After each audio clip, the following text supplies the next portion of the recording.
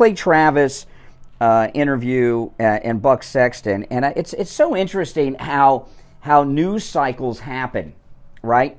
Because everyone's talking about it. Tucker Carlson being vice president. Let me play you the exchange, and then we'll talk about it just a little bit, and then we'll move on to some other things. But this is the Clay Travis, Buck Sexton clip with Trump talking about Tucker being his vice president. You consider Tucker Carlson on your VP list? I did my first, you could call it counter-programming, but I won't call it that. But Tucker wanted to do an interview during the first debate.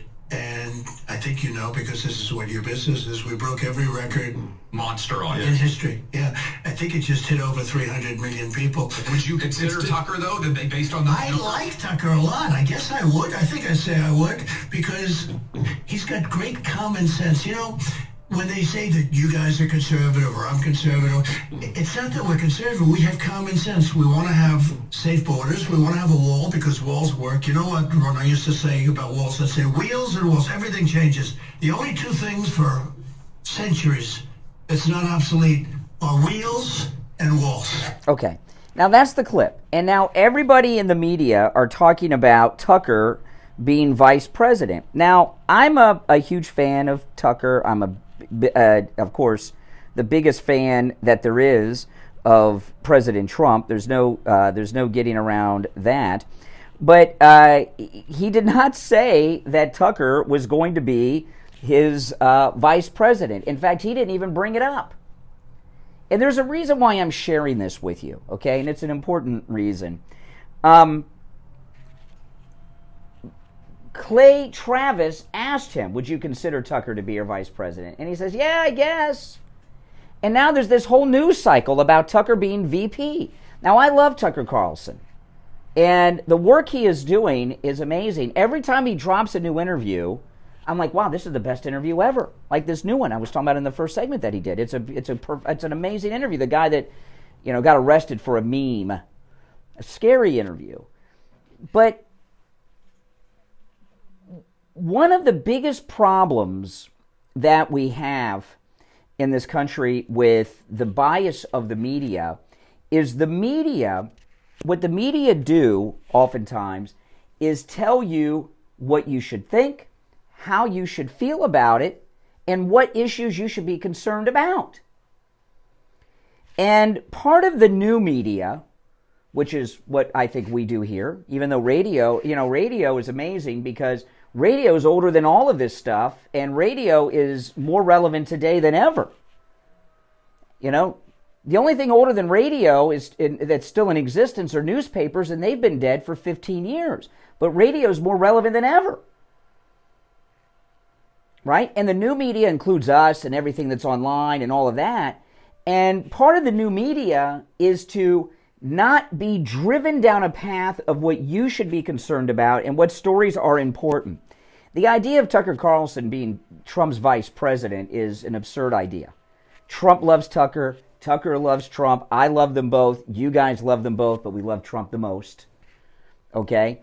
And this is, and I was reluctant to bring this up because yesterday I took a couple digs at Clay Travis and Buck Sexton, which were, well, believe me, I don't really like those guys for all the reasons I stated yesterday and more, which I'm not going to get into. And I almost did not bring this up because I didn't want to be critical of them after, I was yesterday. Although I didn't just go after them. Callers called in and brought it up.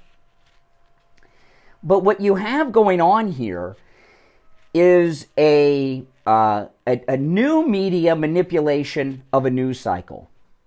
Okay? And a lot of people in the media are running with this absurdity that he's considering Tucker being his vice president. Trump's not considering Tucker as his vice president. He didn't bring it up. And when they asked him, he said, yeah, I'd consider it. Then he complimented Tucker on some great things that he's done. So it's not a real thing. It's not a real discussion. And if we want to have a successful new media, we want to not fall for these traps. Like, for example, for people that get their news and information from the cable news, because I watched more cable news this week because I wanted to see what was going on with that debate the other night on NBC, And if you watch the mainstream news, you would think that Trump and the Republicans lost everything the other night, and that we also lost the midterms. The manipulation of the media is the most hardcore of the biases of the mainstream media is their manipulation of information, them deciding what information they're going to share with you and what you're supposed to think about it. And they're trying to sell us this thing in the mainstream media right now that's supporting a baby's right to be born and live their life is going to cost us an election. And I'm here to tell you this. I don't agree with that, and that didn't happen the other night. I don't care what happened in Ohio. Okay? If winning elections means that we have to support abortion, well, is it worth it? Is that the kind of person you want to be? You want to turn your head at death and look away from life? No. Being pro-life has been a very winning position for us. President Trump, I believe, President Trump's greatest accomplishment of both of his terms, he hasn't had his second term yet. There's nothing he'll do he's going to do a lot of greatness in his second term. But the greatest thing that President Trump has done is overturn Roe v. Wade. Think about it. How many babies have been born since then?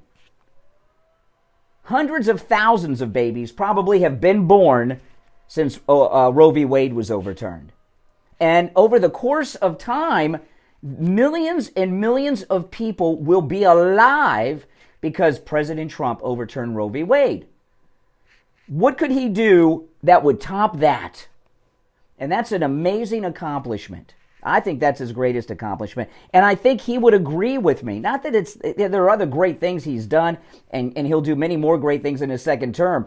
But what could he do that would be greater than that?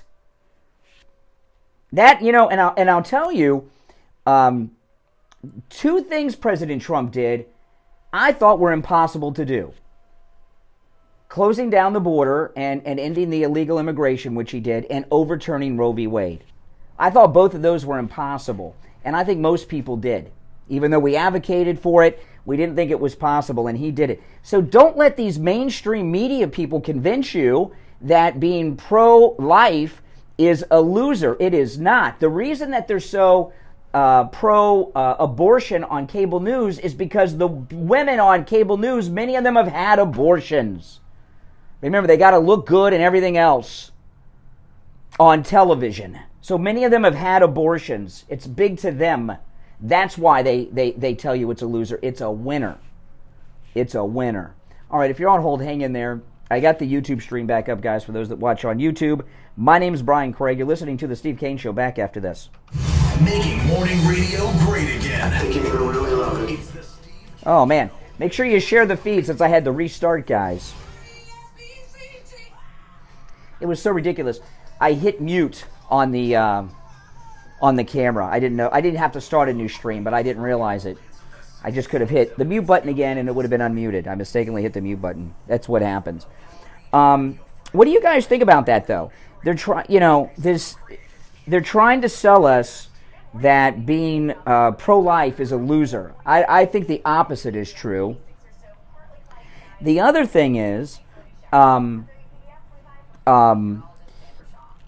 this thing with Tucker being his vice president, that's nonsense. He didn't say that.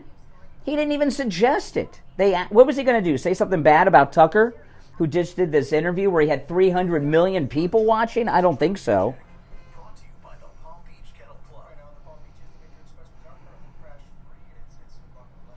It's insane.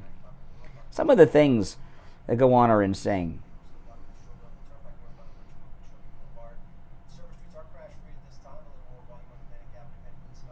It really is aggravating to me how they try to push issues on us to be interested in and concerned about and telling us what we should think and how to think.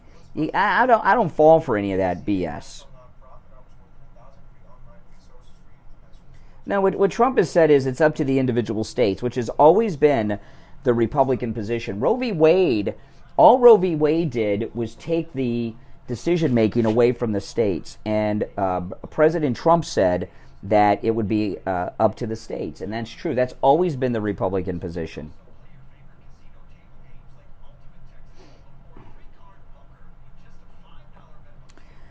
Oh, my goodness.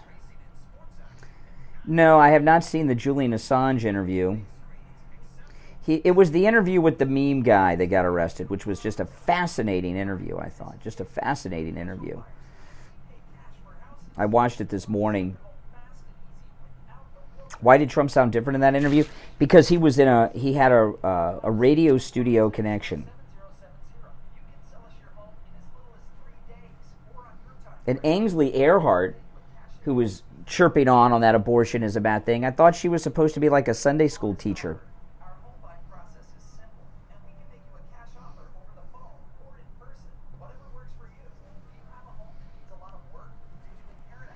Goodness.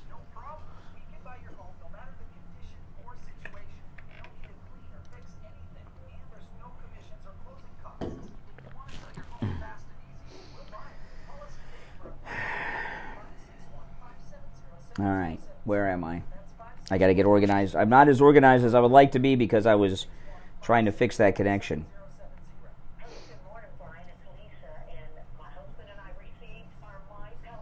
That's why in the thumbnail, when I have Vice President Tucker's in the thumbnail, I have a picture of Tucker Carlson laughing like it's ridiculous, because it is ridiculous.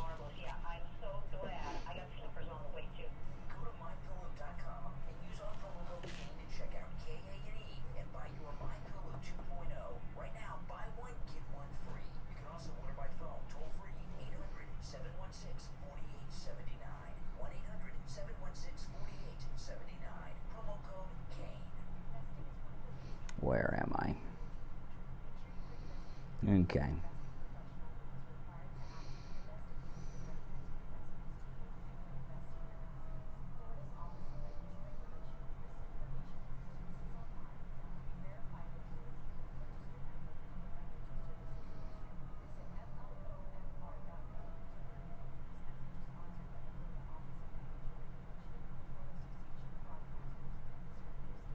Oh, yeah.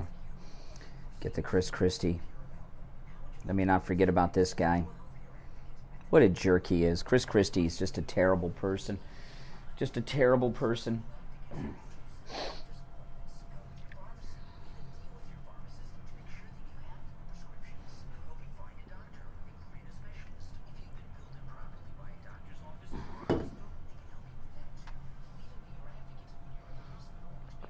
We'll be back shortly, guys.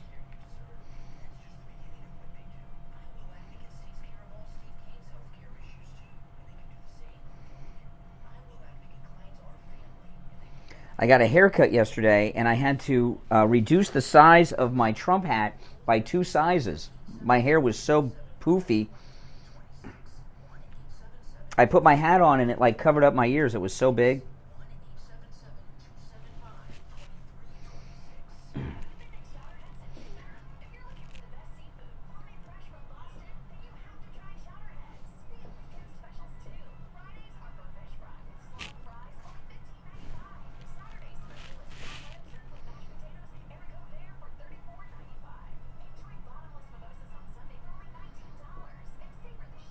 Well, I got a haircut because I'm going to see my daughter this week today, and I wanted to have a nice haircut for my daughter and her friends. I'm staying at my daughter's house, which is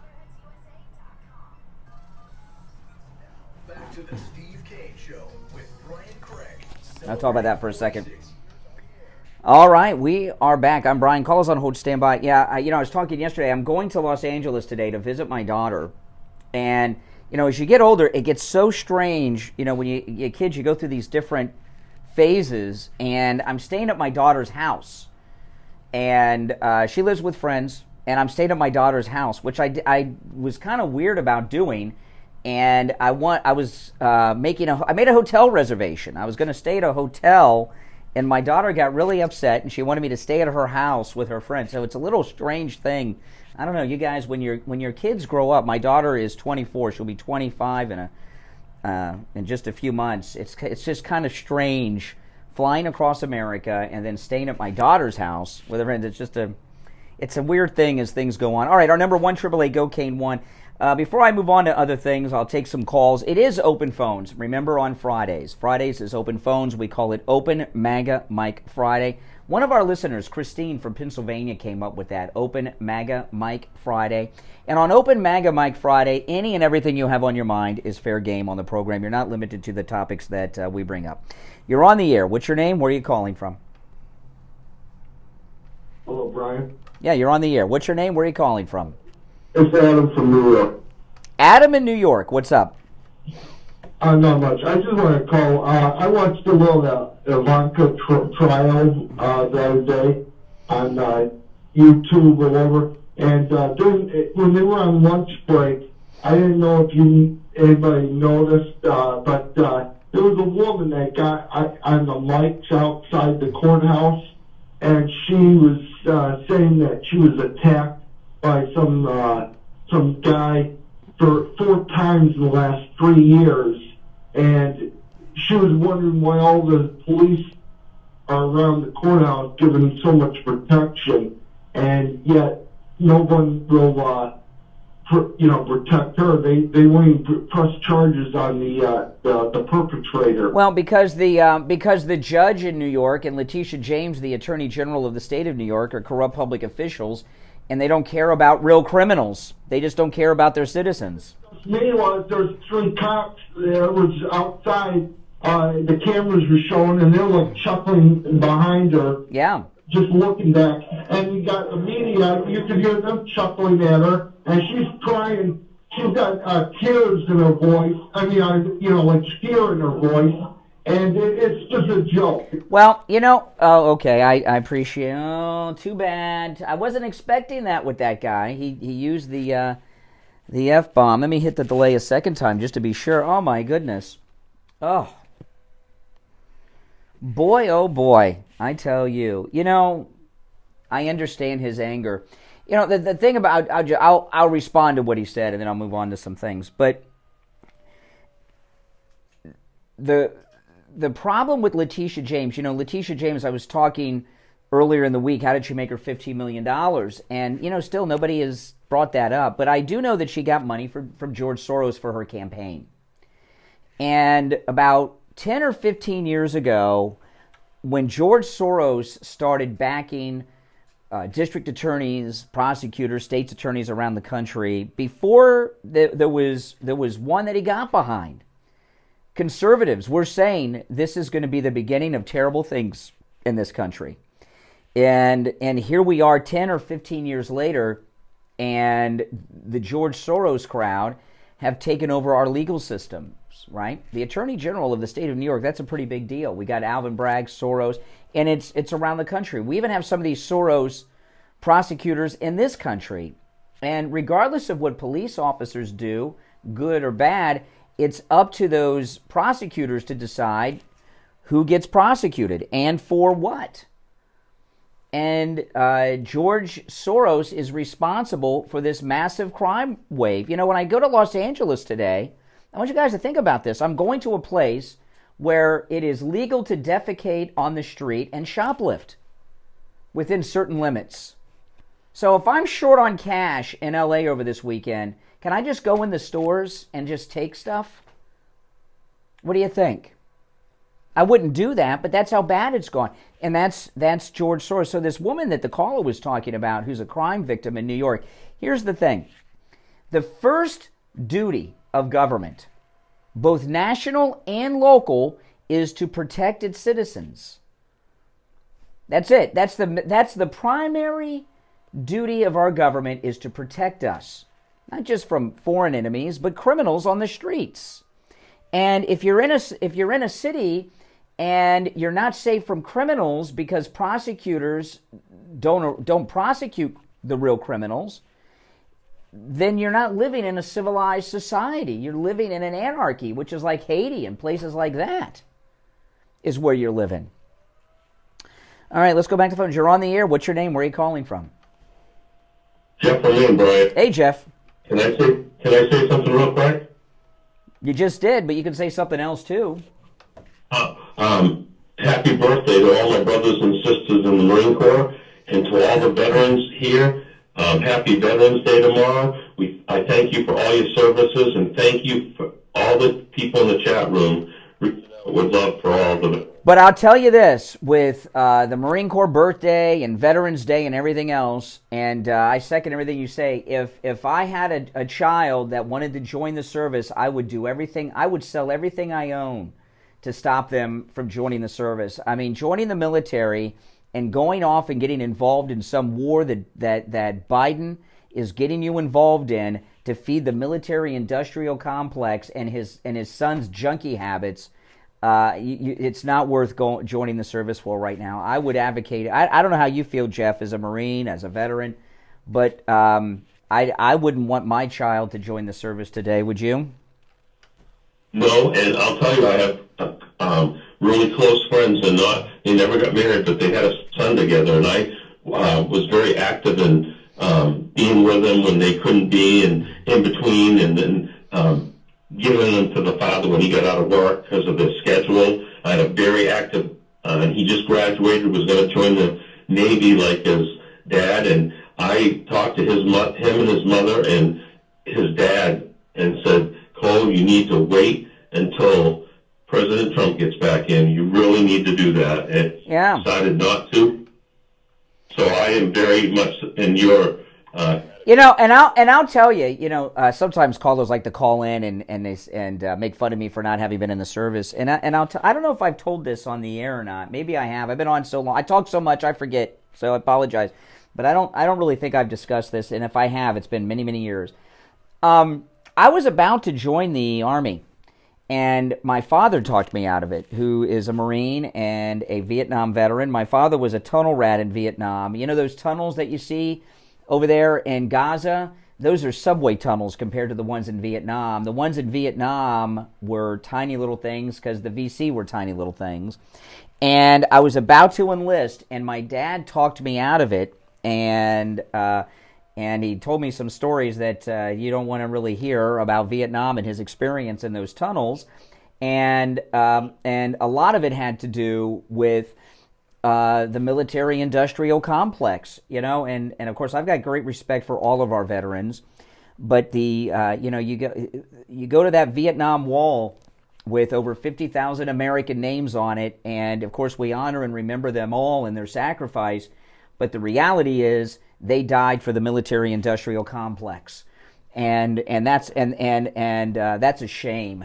That really is a shame. And that Vietnam was the first major war that we were in because of the military-industrial complex. Because prior to the military-industrial complex didn't exist until after the Second World War ended, and that's just a shame. And I remember when Steve's son is an Army officer, and he's got a great career and has soldiers under his command. But when Steve's son was talking about Joe, I was trying to get Steve to talk him into joining the Coast Guard because he was set. He wanted to be in the service, and he's not my kid, but maybe you don't realize these things when you're young, but what I see going on now with our service, and it's disgusting what this country is doing with these wars we're getting involved in now. And there would have been no Vietnam War if President Kennedy hadn't been taken out. He was dead against it. And what they did to our Vietnam vets, and I make a great big shout out to you guys out there, Vietnam vets. God bless you guys. Thank you for your service. It wasn't their fault they were over there. Military complex you were talking about. Yeah. If they didn't care anything about money and guns and drugs, a lot of it had to do with drugs.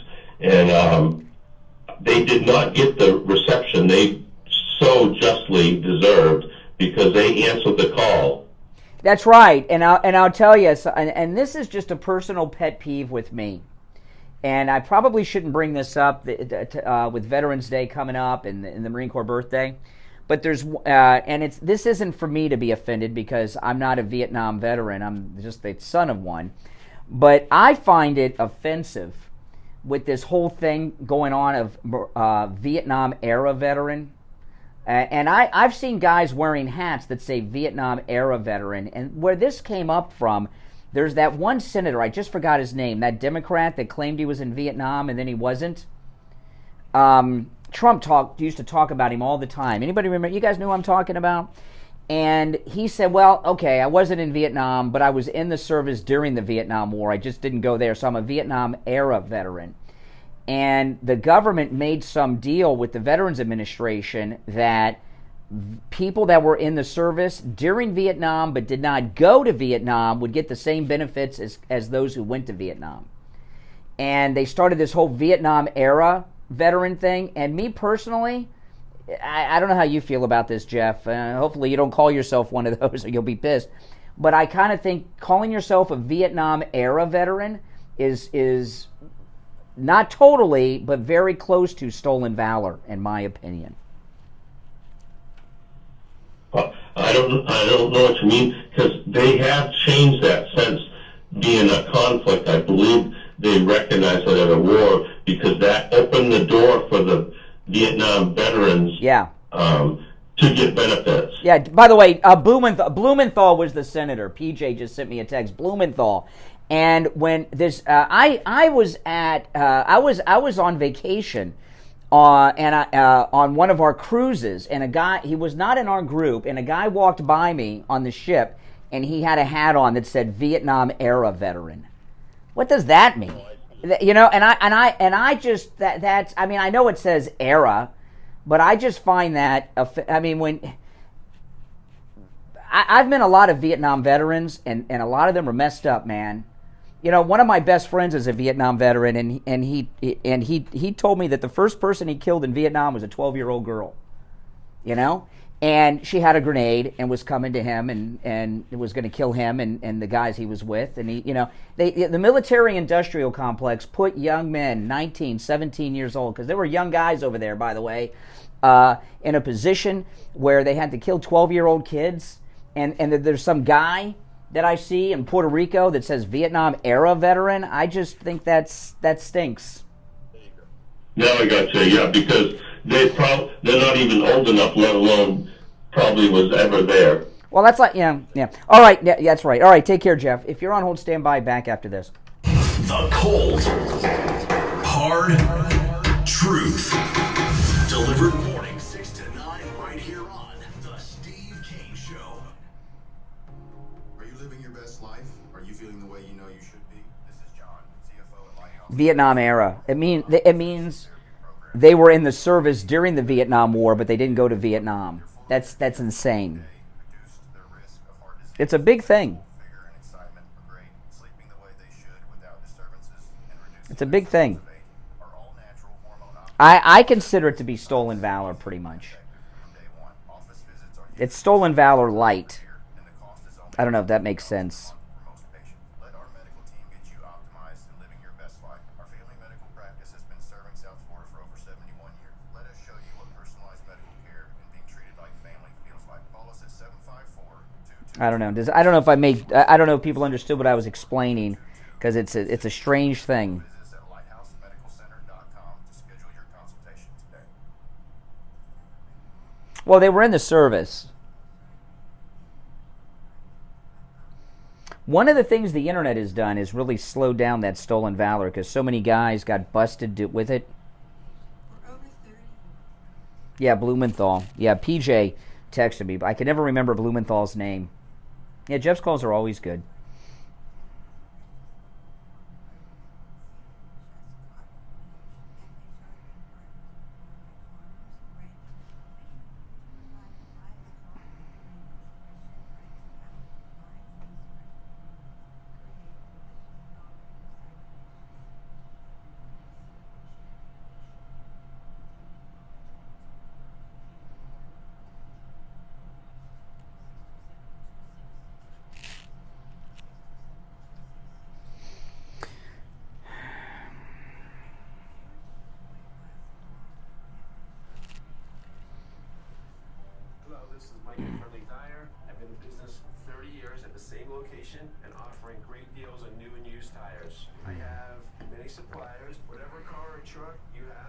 Yeah, Dick Blumenthal.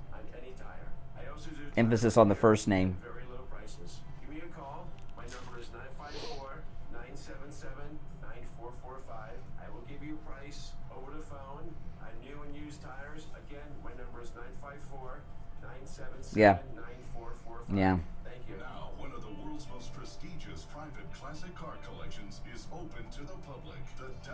Museum of Classic Cars in Sunrise. 30,000 square feet of extraordinary vehicles, many one of a kind, and all restored to their original splendor. More than cars, the Dower Collection also celebrates countless other American innovations throughout the years. Bring the whole family or host your next event with us. For information and tickets, visit DowerCars.com. We take on the social justice warriors for breakfast. Now the Steve Kane Show is on the air.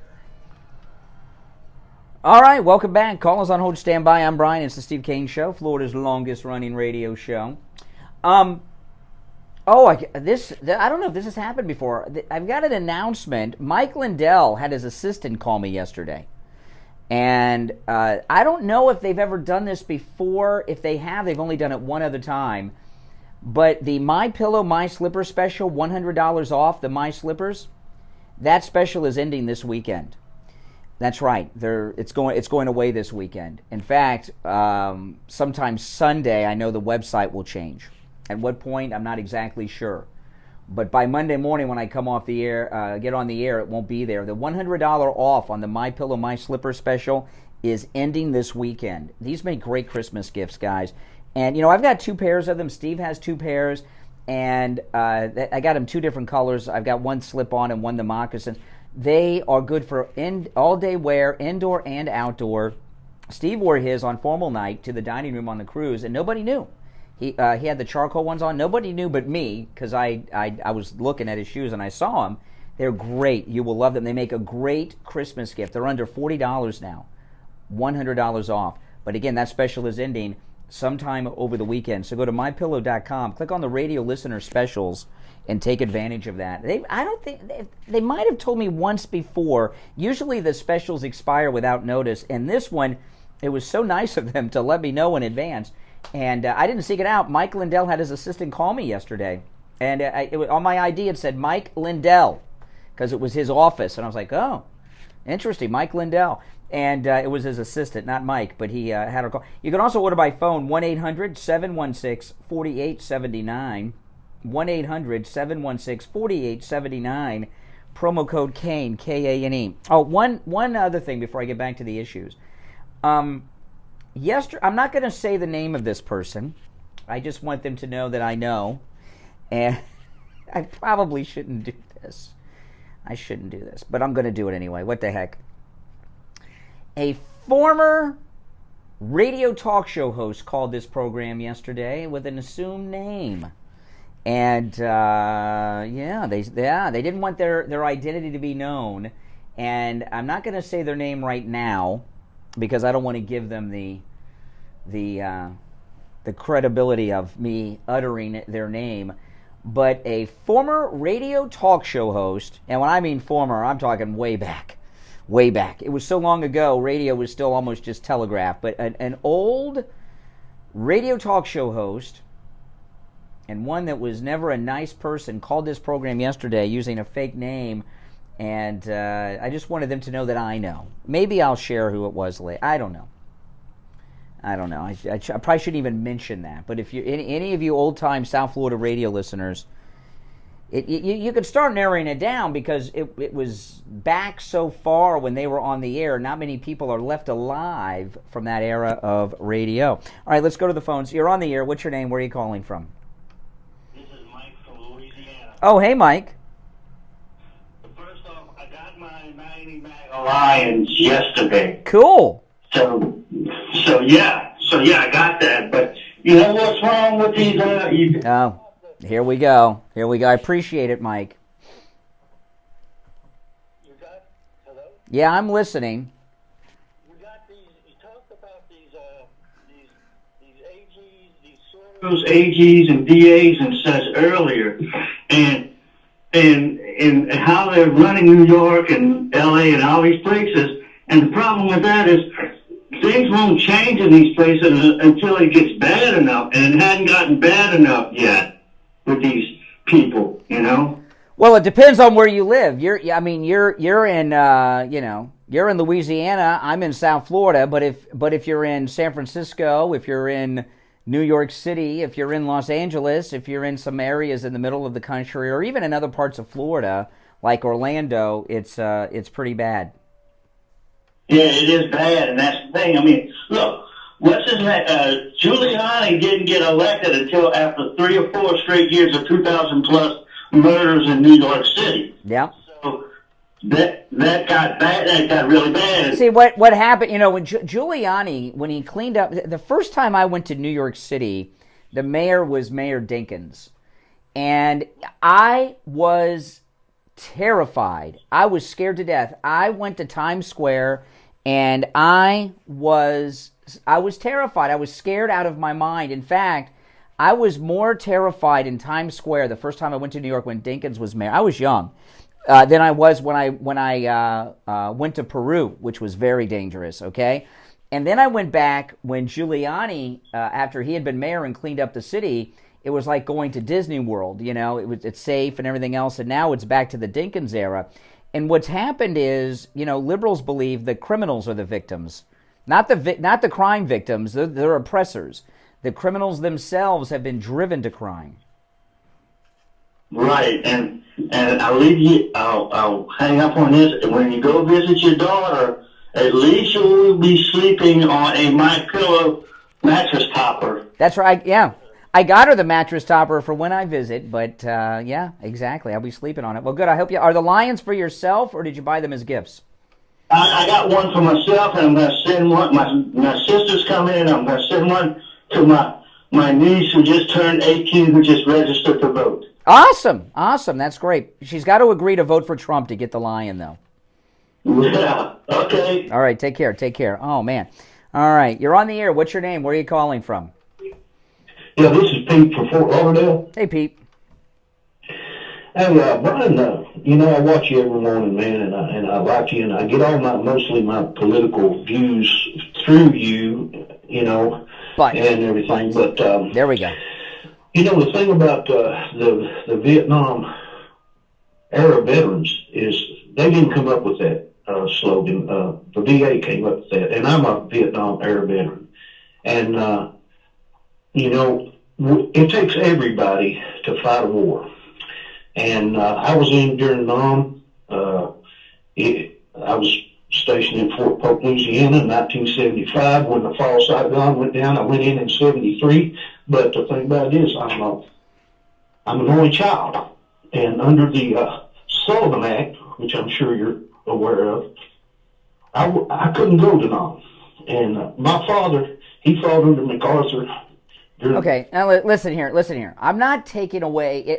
I'm not taking away from anyone who did not go to Vietnam. I didn't go to Vietnam. Okay. Well, you couldn't have because you're an only child too. I'm not so sure that's true. That you could still volunteer probably to go. The Sullivan how many Sullivan brothers were there? 4 or 5? 5 Sullivan brothers. Yeah, there were 5 in the Second World War. The Sullivan brothers. They made a movie about them. There were 5 brothers. They were on a ship that got sunk and they lost everyone. But no. The Sullivan Act, I have family members. They were in 2 different areas of the same war, right? You know, so the Sullivan Act. Believe me, the men who went to Vietnam, they were not all only children. Okay. They were not all. There were a lot of only children of that. Maybe it gave you an opportunity to opt out. I don't blame anyone who didn't go to Vietnam. And in fact, slow down. I don't even. Hold on. Even the draft dodgers and the parents who sent their kids to Canada, I got no beef with them either. Well, for the military-industrial complex. But what I'm saying is that a lot of guys that go around saying they're a Vietnam-era veteran. I don't go around saying it. I just, if somebody asked me, I say I was in. You're in Nam, but I never went to Nam. Well, why would you even say that? Why wouldn't you just say I was in the Army and I was stationed in Biloxi, you know? And talking about it, I don't just announce it. Walk into a room and announce it. Most people I know, they don't say I'm a Vietnam veteran. They say I'm a Marine, and then if they ask, they'll say, "But Vietnam era." Army. You know, I was Army, and I always say. All right. Listen, you're a good guy. I'm not. Yeah. Fellow veterans is different. No, there's. Okay, good. Listen, I'm out of time for the hour, but I appreciate your service. I'm not taking anything away from you, but I just don't like that Vietnam era stuff. We'll be right back. WWNN Pompano Beach, WIRK HD3 Indiantown. Yeah, I'll tell you. I was at a when I was in college. They had a visiting professor, and he had was speaking about. He was a visiting professor from Germany, and he was talking about U.S. military actions around the world, the history of U.S. military actions around the world, and all this stuff. And this guy got up, and he said they called on him, and he was wearing he was wearing, you know, all camo stuff and everything else.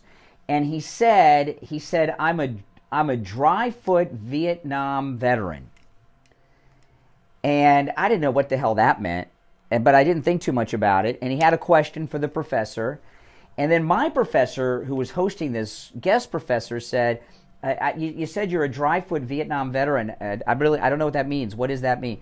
And he says, I'm a veteran who didn't set foot in Vietnam, but I was in Vietnam. I was in the Army during the Vietnam War, but I didn't go to Vietnam. We're known as dry foot veterans. And he was talking about how he had PTSD from the Vietnam War, even though he had not gone to Vietnam. And I thought, what the heck? I thought that was so bizarre. I could be wrong about the Sullivan Act, but only a lot of only children went to Vietnam. I'm sure of it. That's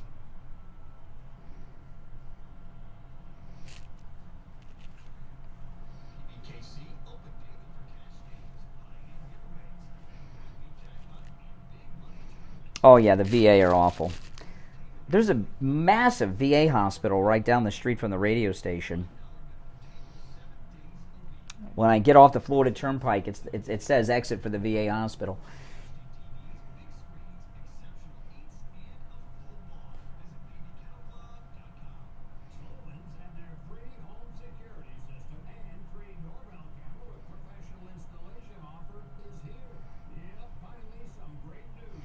Has anybody ever heard of only sons of parents with multiple children could go to Vietnam? I've never heard of that before. Like in the Second World War, my grandfather was in Europe, and his brother was in the Pacific. The Sullivan Act just kept people from being like in the same unit, in the same ship or something like that, I thought. I don't know.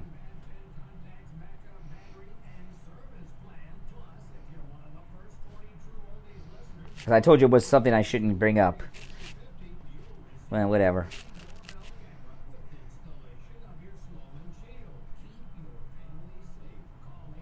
Exactly. Saving Private Ryan is a movie and a fictional story.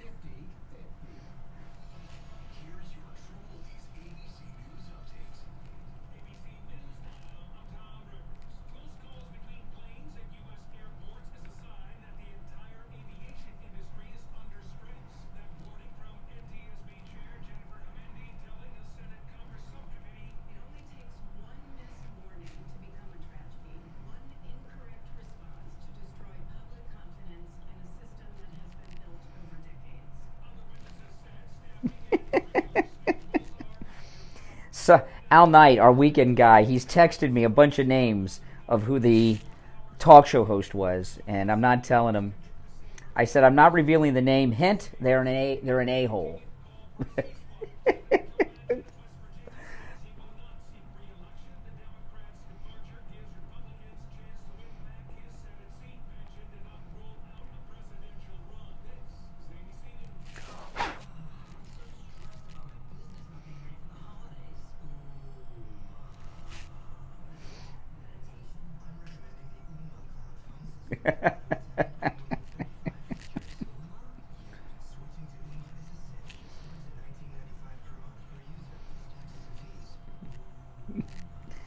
Oh my goodness.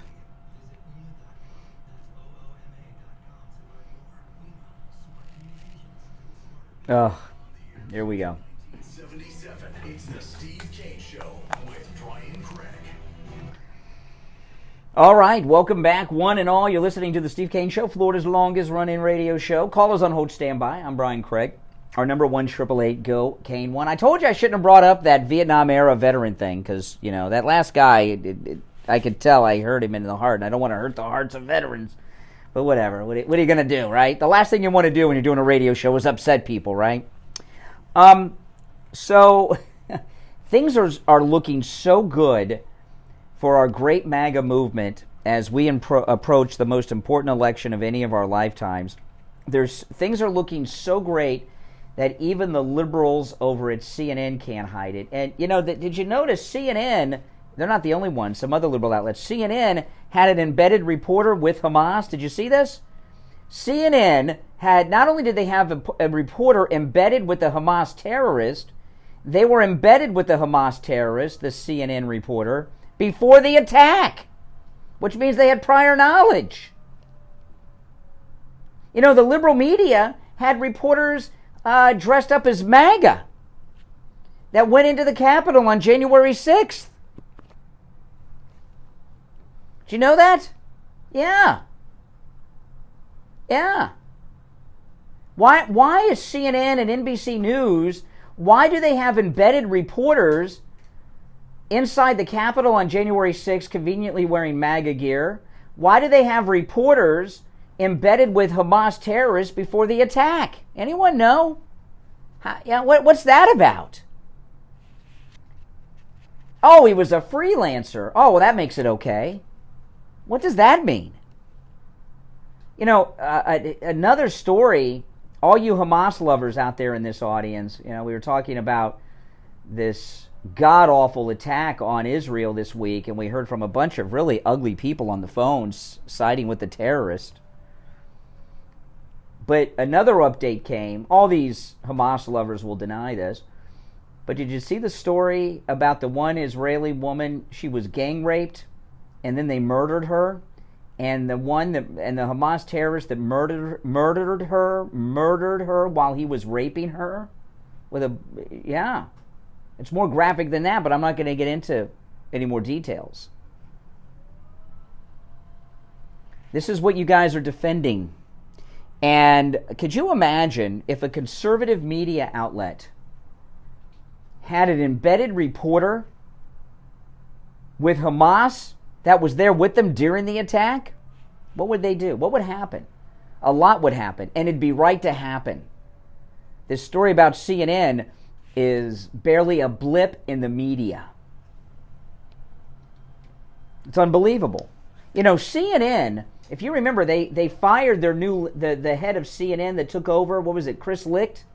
He got fired because when Trump was interviewed at that town hall by Caitlin Collins, was that who interviewed? He cleaned her clock, and they fired the head of CNN because Trump did well when they put him up against an inexperienced child who did something to get that job in the prime time because she's awful. They fired the whole head of CNN. Is there going to be any punishment for CNN having a reporter embedded with the Hamas terrorist during the terrorist attack on Israel on October 7th? Now, CNN, though, yesterday, they had one thing. Oh, man, this is great. I'm going to play this for you. CNN, they had their in-studio guy who handles all their polling go through the Senate projection map for this election cycle, and it's looking good. You know, in the last election, no matter what Fox News tells you, we won the midterms. We took over the House and fired Nancy Pelosi. We've got an evangelical Christian as the Speaker of the House right now. MAGA Mike Johnson is his name. He's the Speaker of the House. This is a beautiful thing, and we have the majority in the House of Representatives, and that's a fact. Now, we didn't take over the Senate because there were not that many Senate seats in play. You know, the Senate, a lot of those Senate seats are safe. And it's not often that you have, and only a third of the Senate is up every 2 years. So, there just weren't enough seats in play for us to take over the Senate. But, the Democrats, while they have control of the Senate, is only by a couple seats. Now, they have Willie Brown's girlfriend as the tiebreaker if they need it, but they've only got like a two-seat majority in the Senate. I think, is it 2 or 3? That's a slim majority. So CNN went over the projections for the Senate race in this election cycle, and this is great news if you love America, love Trump, and or MAGA. Listen. Democrats basically have no margin for error. Here's the Senate math heading into 2024. Democrats can't lose more than 1 seat.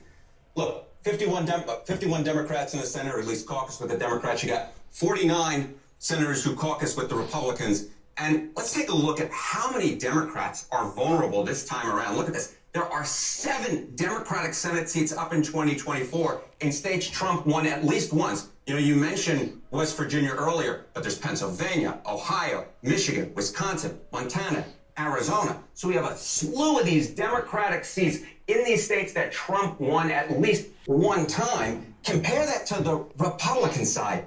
You know how many GOP seats are up in 2024 that Trump lost at least once? 0. A grand total of 0. So Democrats have far more vulnerable ground than Republicans do. Pretty much all the Republican seats are in safe Republican areas. And here's the other thing to keep in mind, why that's so important. Because polarization has become such a thing in our politics. Same party won the Senate and presidential race in the state. In 2016, for the first time ever, it was all of them. It was 34 out of 34. In 2020, it was 34 out of 35. Only Susan Collins in Maine was the exception. So the fact is, going into 2024, I'd much rather be a Republican running for Senate than a Democrat, or at least put my money on them gaining the majority in Democrats at this point, at least losing it. And Joe Manchin doesn't make it any easier at. Wow. So that CNN is projecting Republican majority in the Senate. And we're going to expand our majority in the House. Think about that. We have President Trump beating Biden in every poll, and the momentum is in his favor, and the polls moving even further ahead of Biden. So, when President Trump comes in for his second non-consecutive term, he is going to have a mandate beyond imagination. We're going to have the White House, we're going to have the House, and we're going to have the Senate. And it's going to be on. And things are going to happen. Like this business that happened yesterday, the FBI getting a new office building bigger than the Pentagon. Can you imagine? I was watching that debate yesterday. I don't watch too many of these C-SPAN-like debates, but I was watching Matt Gaetz yesterday on his program. I love Matt Gaetz. He's the most transparent member of the House of Representatives ever. He does a show pretty much every day online from his office in the Rayburn office building. And he was showing some of the back and forth that he was having with Republicans over this new FBI headquarters. That stuff's not going to fly. This is a beautiful thing. When you have CNN telling you that this week, CNN, they hate Trump like the plague, if they still hate plagues, but CNN is reporting that Donald Trump is winning 5 of the 6 battleground states in the latest poll, and they're projecting Republicans taking back the Senate and expanding our majority in the House. When you've got liberal CNN saying that you can take that to the bank, because they not only do they not want to hear that, they don't want to discourage the Democrat voter base from turning out, but that's what they're doing by reporting those truths. That's an amazing thing. All right, if you're on hold, hang in there. We're going to take our first break of the second hour. Our number is toll-free, 1-888-GO-CANE-1, 888-465-2631.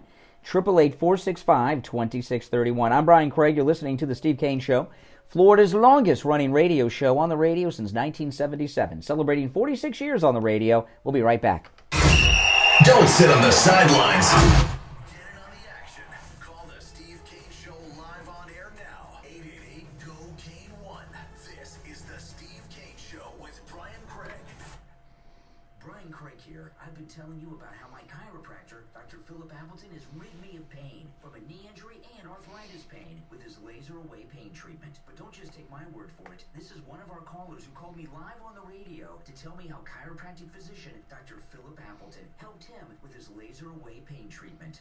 You're on the radio. What's your name? Where are you calling from? My name's Sean. I'm calling from Boca Raton. I want to thank you guys once again. I've listened to this show since the mid-'80s. Thank you for introducing me to Dr. Appleton, Brian, and Steve. I went in there last week. I had a knee problem. One session, I feel so much better. I brought my mother there yesterday. She has a problem with her right side or her arm. She's right-handed. She feels better. It's amazing. And for people out there that are dealing with pain, believe me, there is an alternative. Go in there for the free consultation. F-R-E-E, free. You will lose. The only thing you'll lose is the pain that you're dealing with. Do not suffer. Go in to see Dr. Appleton, the greatest visit of your life. Give Dr. Appleton a call right now. 954-973-0710. 954-973-0710. Online, AppletonCairo.com. Open Monday through Saturday. Appointments not necessary. And walk-ins are welcome. 954-973-0710.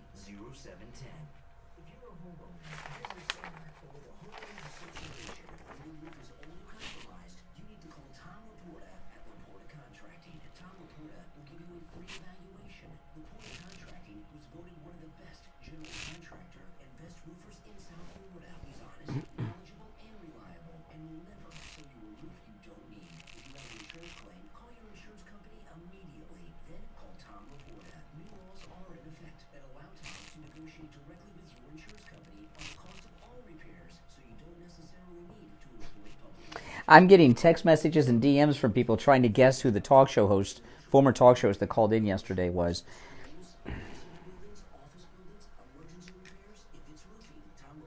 It's amazing.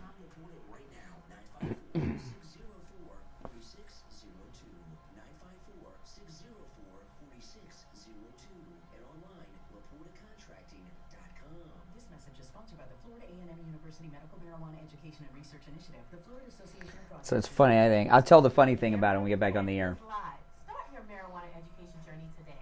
Learn at your own pace and check out the Medical Marijuana Education Series. You decide what you like to learn and when with Mary on Demand. Visit mary.famu.edu. That's mmeri.famu.edu.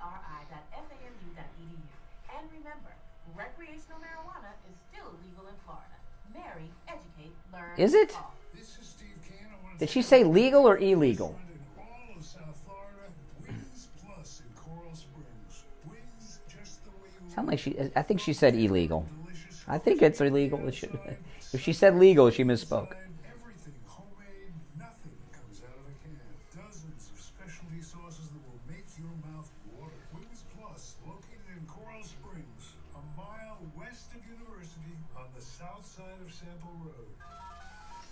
Now back to the Steve Kane Show with Brian Craig. Listen in the Palm Beaches on 95.9 FM, the Treasure Coast on 106.9 FM, hear us in Boca on 95.3 FM, Fort Lauderdale on 96.9 FM, and anywhere in the world at TrueOldiesFLA.com. All right, call us on hold. Stand by. I'm Brian, the Steve Kane Show. You know, I'd mentioned in the last hour, on yesterday's show, a former radio personality called in and did not identify themselves. And I don't like this person at all. I really never did. So I'm not saying their name on the air. And I've been getting text messages and DMs from people trying to guess who it is. Al Knight, our weekend guy here on True Oldies, he gave me a list of a whole bunch of names. And some other people have been sending me DMs on social media with other names. And there's a lot of names that have been coming up of people that I'd forgotten about. But as many names, I would say that I have not counted, but I've gotten 8 to 12 names from various people. Some of them have guessed some of the same people on guessing who the former radio personality that called the show yesterday was. None of them have hit the right name. So isn't that something? None of them have hit the right name. And some of these names, and it's a funny thing because this is going back so far that there are not many people alive that were on the air then that are on now, and no one. I'm not going to confirm or deny who it was to anybody because I don't want to give them the publicity, but because they're a very nasty person, very nasty. Mike, no, I did tell Mike this morning before the show, but and I told Steve because Steve didn't pick up on it either. He's like, "Oh, wow, interesting. I forgot about that person." But all these names I'm getting, no one has guessed the person. That's the worst. That's the worst. Oh, my goodness. Oh, now, before we get back to things, don't forget, April 27th is our 5th annual listener cruise we do every year, and these cruises are great. You know, we spend all day and all night with you guys. We have a great time, and those of you that have been on our past cruises, you know, we socialize, and our cruise family is a family. It really is, and it grows bigger after every cruise, and because more and more people join us that weren't on the previous cruise. This is our biggest group we've ever had. And if you've not yet made a reservation, call Ian at Cruise and Travel Depot and do that. Those of you that already have reservations, sign up for the shore excursions. The shore excursions are exclusive to our group. These are all private shore excursions. We have 4 of them, okay? And one port, we have 2 excursions. I'm going to be on all of them. But you want to make your reservations for those. And I had to call Ian over the weekend to do it over the phone. I was having a hard time figuring out how to do it online. So I know Ian will not appreciate me doing this, but call Ian and he'll help you. He did me in just a few seconds sign up for the excursions. But you can also make a reservation for the cruise as well. 561-244-5779. 561-244-5779. You're on the air. What's your name? Where are you calling from? Good morning, Cassandra. Doug. Oh, hey, Doug. I heard Speaker Johnson say something I was not very happy with. He said, "Oh, we can't impeach President Biden just because we don't like him. That's not right. We should let the people decide in the election." And so I said, "Wait a minute." Mike Johnson said that? Yeah, I was like, "What the hell?" Yeah. Vote for the people. Yeah. And there's a whole laundry list of why we should be impeaching Biden, in my opinion. For him to say that, I was like, really? Well, I need some context because we're going to have, see, what's going to happen is we have hearings and there's going to be witnesses. You know, the witness I'm looking forward to more than Hunter is Joe Biden's brother James is getting a subpoena. He's going to have to testify to Comer's committee. And I really hope Comer does this on television. None of this behind the doors crap, okay? Nothing's classified. There's no reason to take Hunter and James Biden behind closed doors. We need to see it on TV. And Joe Biden's brother James is nasty as nasty gets. I've seen reporters come up to him and ask him questions. He flips out. He's like, you know when Alec Baldwin used to attack paparazzi when he was married to Kim Basinger? That's how Joe Biden's brother is. He's completely classless. He's another money launderer. He does real estate deals and things for Joe. Okay, international real estate deals. So he's just does another wing of the money laundering operation and scam that they got going on. And if they get James Biden up there and they push him, he'll lose his cool. And really what I think they should do is all the Republicans should yield all their time to we should just have 1 or 2 Republicans do all the questioning. So that they can do a good, poking the bear because you want to get them angry. Yeah, I think he has this attitude that he's protected, so he means good. Well, this is the deal with the Biden family, and this is a hard thing to understand. Maybe Dr. Lemaski could expand on this, but I think Dr. Lemaski, my therapist, Steve Kane's therapist, and the therapist to many people in this listening audience. She knows everything. Oh my goodness, does she know everything? She even hypnotized me once. She does this hypnotherapy, and I told her, I said, I don't believe hypnosis. I think it's fake hypnosis. And by the time I finished the sentence, I was hypnotized. You ever been hypnotized? No. It's really weird. She does this hypnotherapy. When you're hypnotized, you're aware. You're aware. You're not like asleep, and you don't forget it. And you're aware while it happens, but it's. I can't explain it beyond that, but no, she hypnotized me. She knows everything about me. Oh my goodness. But anyway, the reason I bring her up though is the Biden family, in my opinion, are criminally insane. They don't even believe they're criminals.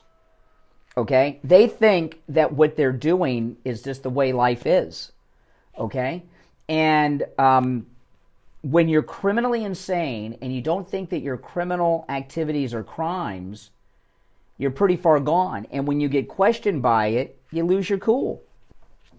And James Biden, Joe's brother, he has a temper like nobody's business. I've seen him lose it more than once, and that on television would be a beautiful thing.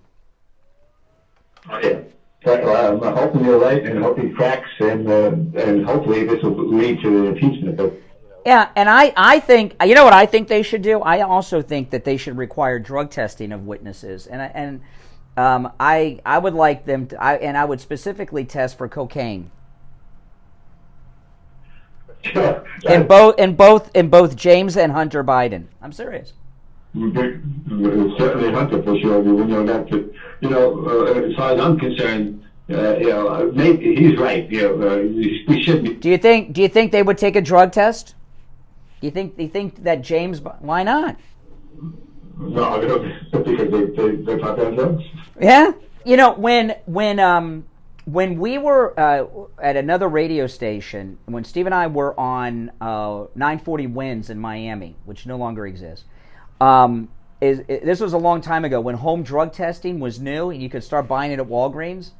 And I said, I got a great idea. Why don't we go to Walgreens, get the drug test, and take them on the air? And the air staff had a meltdown. You can't do that. I'm like, what? I would take it. Why? Steve was going to take it. Why? Why were the other people so freaking out? Why do you think? Of course, they were going to test positive on the air. That would have been beautiful. All right, Doug, take care. You're on the air. What's your name? Where are you calling from? Jersey Mike from West Palm Beach. Hey, Mike, what's up?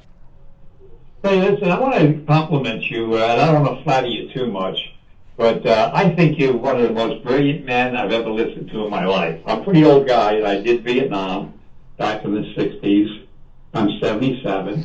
And what I like most about you that I enjoy is I do a lot of laughing, not about you, but what you do to some people in your conversations sometimes, because you don't let anybody get away with anything. Yeah. You hold them right on the spot, man, and I just admire that. So don't take the flattery too much. I'm not blowing too much up but I'm saying you're great, man. I can't wait. Well, I appreciate that. Take it in. Are you going to be on the cruise? Now, you say Jersey Mike. Do you own a Jersey Mike franchise or something? Yeah, right? I wish I did. Oh, you do? Oh, you don't? Okay, because you call yourself Jersey Mike in Palm Beach. I thought maybe. He started in Asbury Park, okay? Mm-hmm. He started his first store. Yeah, I eat at Jersey Mike's like once a week. My wife and I, we get Jersey Mike's. Yeah.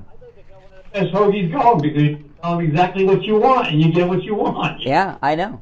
They got Subway on the ropes, because Subway now, they cut the meat fresh now at Subway. That's a response to the competition from Jersey Mike's. Do you know who used to be good in the beginning? Well, if we continue to talk about subs, Steve's going to take me off the air today, okay? He's going to kill me. He's going to drive here from his house and grab the mic from me. But hey, listen, we'll see you on the cruise, man. Take care. We'll be right back. Making morning radio great again. It's the Steve Kane Show with Brian Craig.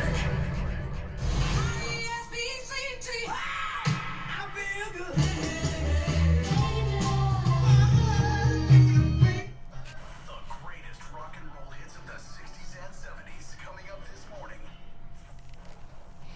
The Palm Beach Patio Furniture Weather Center, where luxurious outdoor spaces are created. We got Seal next. Oh, yeah, don't forget to tell him and Youngerman. Yes. Yeah. What was the dates one more time? Monday. Monday? Yeah. Thought so. I was like, I know you're leaving today. Yeah. I will be live streaming from California, guys. So make sure you got the notifications clicked. I'm not sure when exactly, because, the time changes. But like I was saying yesterday, I'm not going to change I'm only there for 2 days, so I'll be up at 4 in the morning. My daughter will think it's 1 a.m., and I'll probably go live stream from the pool at her house or something. I don't know. Did you want me to play specific? The same ones that... Oh, no, whatever. It's fine. I don't know. I have nothing in mind. I'll find a good one. So make sure you got the notifications clicked so you get the notification when I go live. Live from California. The only thing about Jersey Mike's is they don't have a meatball anymore, the meatball subs. I usually get the Philly cheesesteak at Jersey Mike's. I think they got a really good Jersey cheesesteak.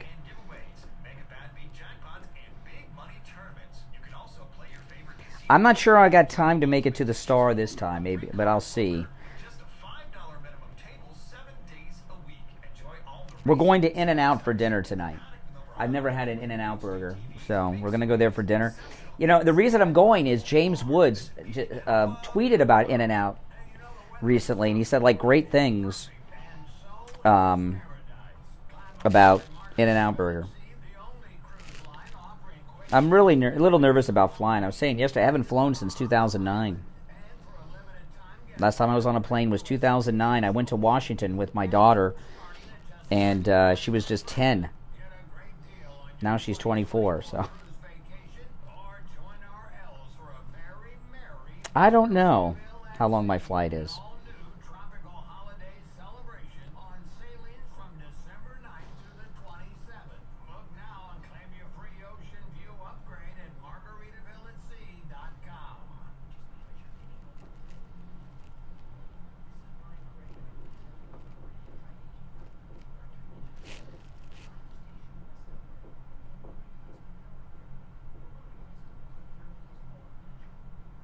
I've never had an In-N-Out burger. So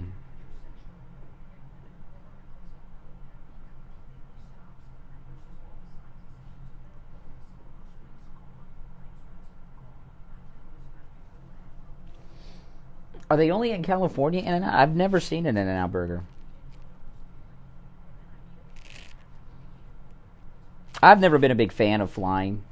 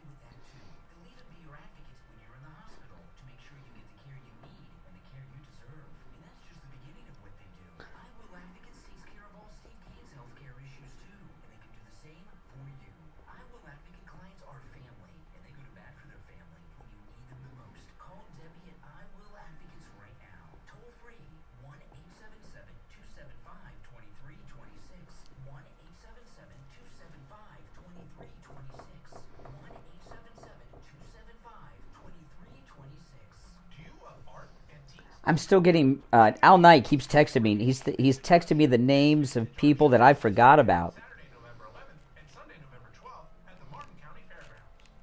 Trying to guess.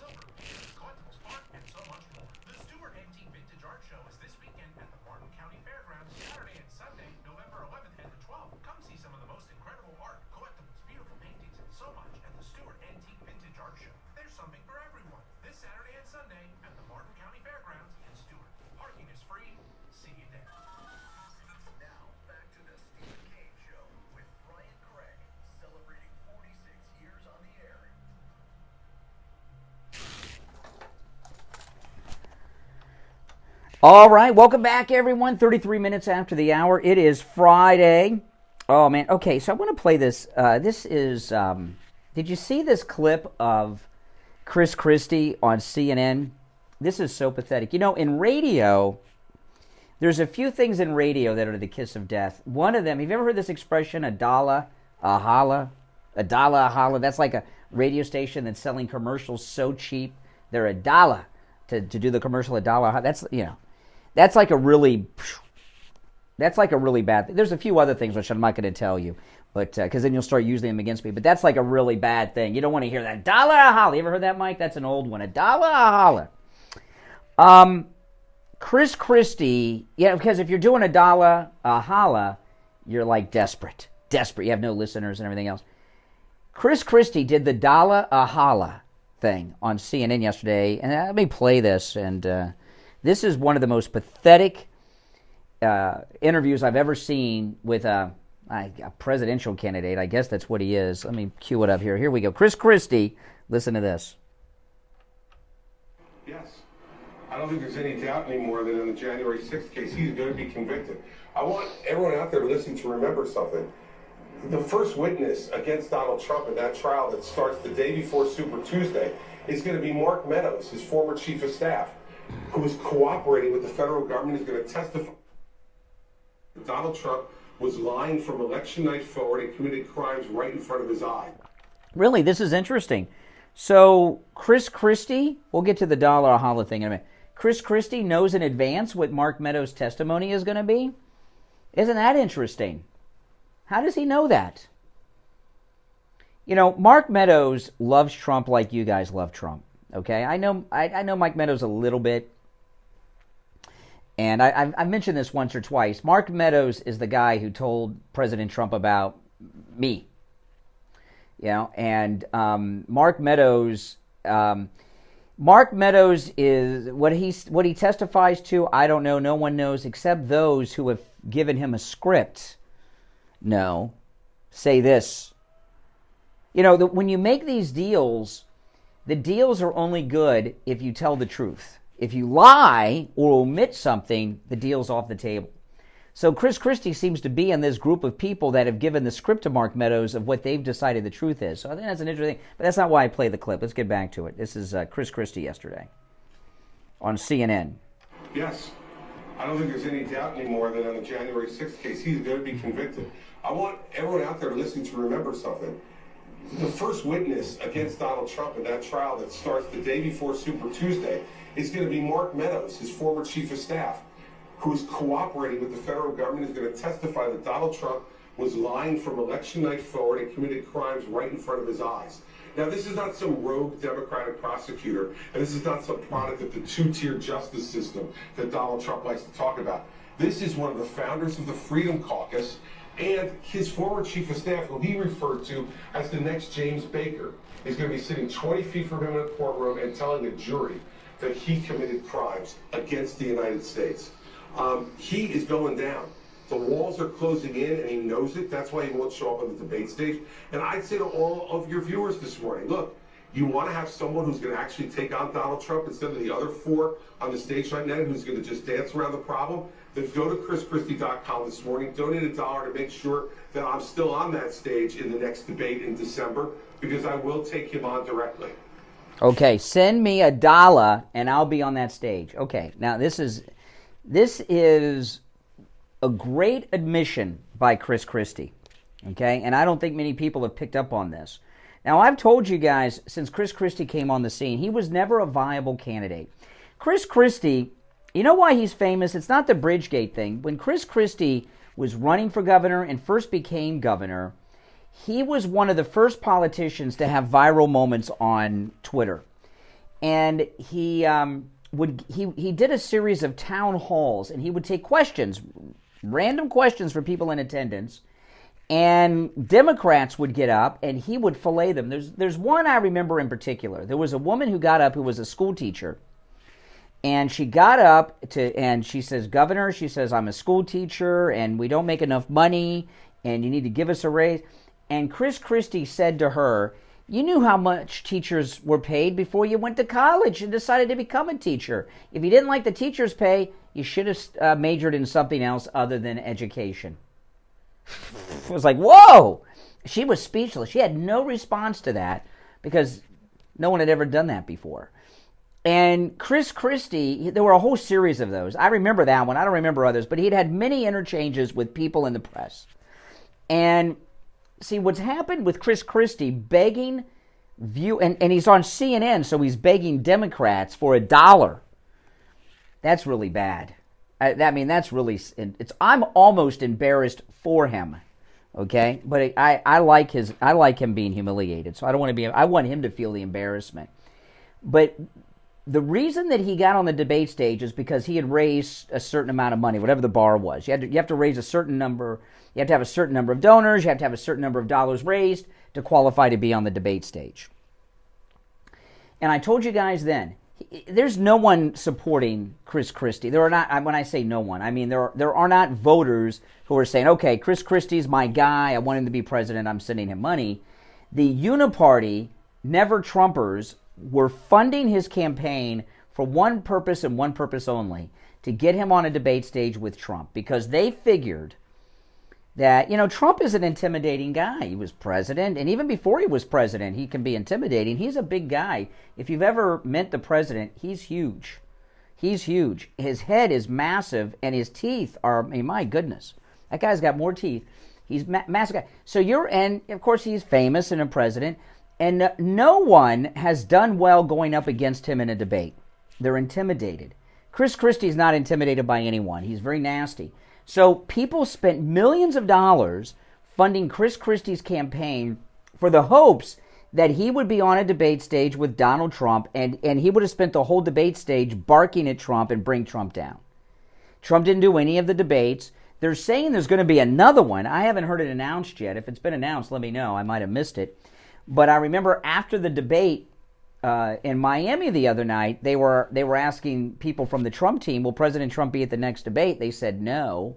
So it looks like the uniparty backers of Chris Christie have given up on Donald Trump going to the debates, and they've pulled out of the Christie campaign to the point where he's begging Democrats on CNN to send him $1 so he can get enough money to be on the debate stage with President Trump. That is a beautiful thing. And, everything you see, every indicator you see is that not only is Trump winning, but we're going to win, and we're going to win all over the place, and it's going to be just massive. And I hope he continues to beg. I almost want to send him $1 so he'll go on TV. I'm not, but almost. I said almost. I would love to see him on TV begging for more dollars so he can get on a debate stage again. That is so pathetic. Now, I wanted to share one story here, and there's not a lot about it, and it's a very strange story, and it is unrelated to anything else we normally would talk about on the program. And I saw this story today, and it just kind of got my radar going, wondering what's going on. Did you see what happened with the LA deputies? Listen to this. And this just happened last night. 4 Los Angeles sheriff officials were found dead in apparent suicides. Over a period of just 24 hours, authorities discovered 4 individuals from the LA County Sheriff's Department. The incidents have been described as suicides. They're both current and former members of the Sheriff's Department. On Monday, again, these are all either current or former Sheriff Department people. On Monday, the first victim was found at 10:30 a.m., followed by the discovery of a second victim 53 minutes later. A third death was reported at 5:40 p.m. Detectives responded involving the fourth victim on Tuesday at 7:30 a.m. And it's being reported by KTLA. What's going on in LA where they got 4 Sheriff's Department employees committing suicide in a 24-hour period?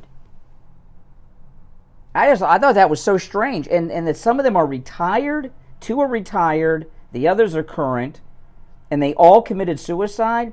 There's no speculation on it, other than it's just a strange coincidence, but that seems to be too much of a coincidence to me. And there's not even enough information in the story to speculate on. But there's some, my guess would be there's some type of organized criminal organization going on with the LA County Sheriff's Department, and it's been going on for a long time, enough to have former employees involved in it. And that's you get suicides like that. These are people that are afraid that the arrests are coming right around the corner. I'm gonna follow that just because it seems so strange to me. All right, our number is toll-free, 1-888-GO-CANE-1. We'll take our break. When we come back, we'll get back to the phones and we'll get back to the politics. Our number, 1-888-GO-CANE-1, 888-465-2631. Back after this. The cold, hard truth. Delivered morning 6 to 9 right here on The Steve All right, welcome back. It's time to check in with Attorney Barry Siegel from the Siegel Law Group. Attorney Barry Siegel, good morning. Good morning, Brian. How are you? Great. What do you have for us this morning? Well, one of the parts of a estate plan that works is being able to make sure you and your spouse are taken care of in case you become disabled. And one part of that estate plan is your healthcare documents. And there are 3 key healthcare documents that every estate plan should have. When I review people's estate plans, we'll see 1, maybe 2 of them. Very rarely do I see all 3 of them. Let me go over what they are real quick. First of all, there's a healthcare surrogate designation, or some people might call it a healthcare power of attorney.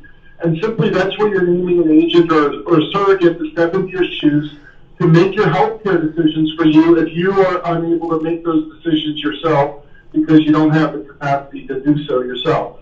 There's a living will. A living will is the one that is often nicknamed the pull the plug document. That is the one where you make it known whether or not you wish to be kept on a machine if it's deemed that the machine is the only way that you realistically are going to be able to continue to live. So you make those wishes known so that your healthcare decision maker will know what it is that you want. Of course, they're not bound by what you put in the living will, of course, but it has a lot of weight. And then the third document, the one that we see that is missing from many people's estate plans, but it's super important, is called a HIPAA authorization and release. And if any of us have been to doctors since April of 2003, when the HIPAA law became effective, we know we signed off at doctors' offices and hospitals and medical providers that we read the HIPAA authorization, the HIPAA policy, that the doctor's office can share information with other healthcare providers. That's what we're allowing them to do, but they won't share it with others. The HIPAA document in your estate plan is going to allow you to say to the medical provider, such as the doctor's office, keep my medical information private, but you can share my information with the following people: your spouse, your children, your brother, your sister, whoever you may want on that list. And that way, the doctors, the nurses, the therapists are allowed to share information, talk to those people, let them know what's going on, share medical records. And how in the world are these people going to know what to do and what decisions to make if they don't know what's going on? So it's super important to make sure you have all of those documents.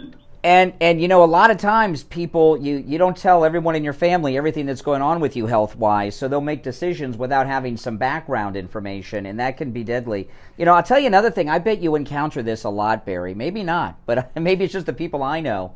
Sometimes people have a different person handle the medical decisions than are inheriting their money, because they don't want any collusion between their inheritance and their medical decisions. Do you ever get that, where they put a medical designee as not the person who's inheriting money? Does that ever happen in any of your... Yeah, well, I mean, yeah, it doesn't always have to be the people making decisions, whether it's the trustee of the trust, the power of attorney, or healthcare decision maker, doesn't have to be the same people as you name as beneficiaries. We'll see sometimes people will name some people to be involved in the financial, legal, and business decisions, because maybe those people they name have better business and financial sense, and different people they may name as the ones to make the healthcare decisions. Maybe a family has a son or daughter that's an accountant or a lawyer or a financial advisor that knows their way around more business, financial, legal decisions, and another family member that may be a doctor or a nurse that they may put on as a healthcare decision maker. Yeah, absolutely. And sometimes you don't want the decision maker of your health to be the person that's going to inherit your home. And you can figure that out. Listen, it's always a no-charge consultation with the Siegel Law Group. If you mention you heard Attorney Barry Siegel on the program, you can call them toll-free, and no matter where you are in the state of Florida, the Siegel Law Group can help. 855-FLA-3782. 855-FLA-3782, and online, SiegelLawGroup.com. All right, Attorney Barry Siegel, we'll talk next week. All right, thank you, Bob. All right, we'll be right back. On the social justice warriors for breakfast. Now the Steve Kane Show is on the air. All right, welcome back. All right, you know, I don't know. I don't know if I should. You know that Steve has. You know, I am the trustee of many trusts, including Steve Kane's, and Steve has me. He did this without asking me. Do you know he has me as his medical designee? That's right. Only I can pull the plug on Steve. I forgot about that till just now. It's true. That's true. Not that I would do it, but it's very strange. Very strange. All right, welcome back, guys. I know you get the inside. You know, the Democrats have been going after Clarence Thomas like no one's business. And, you know, Clarence Thomas is a good guy. They hate him. His wife is Tea Party. She's MAGA. You know, she was one of the original Tea Party people, his wife. Do you know that Clarence Thomas married Rush to his first wife? Not his second, but his first wife. He was a guest at the second wedding, the one with Elton John and all that.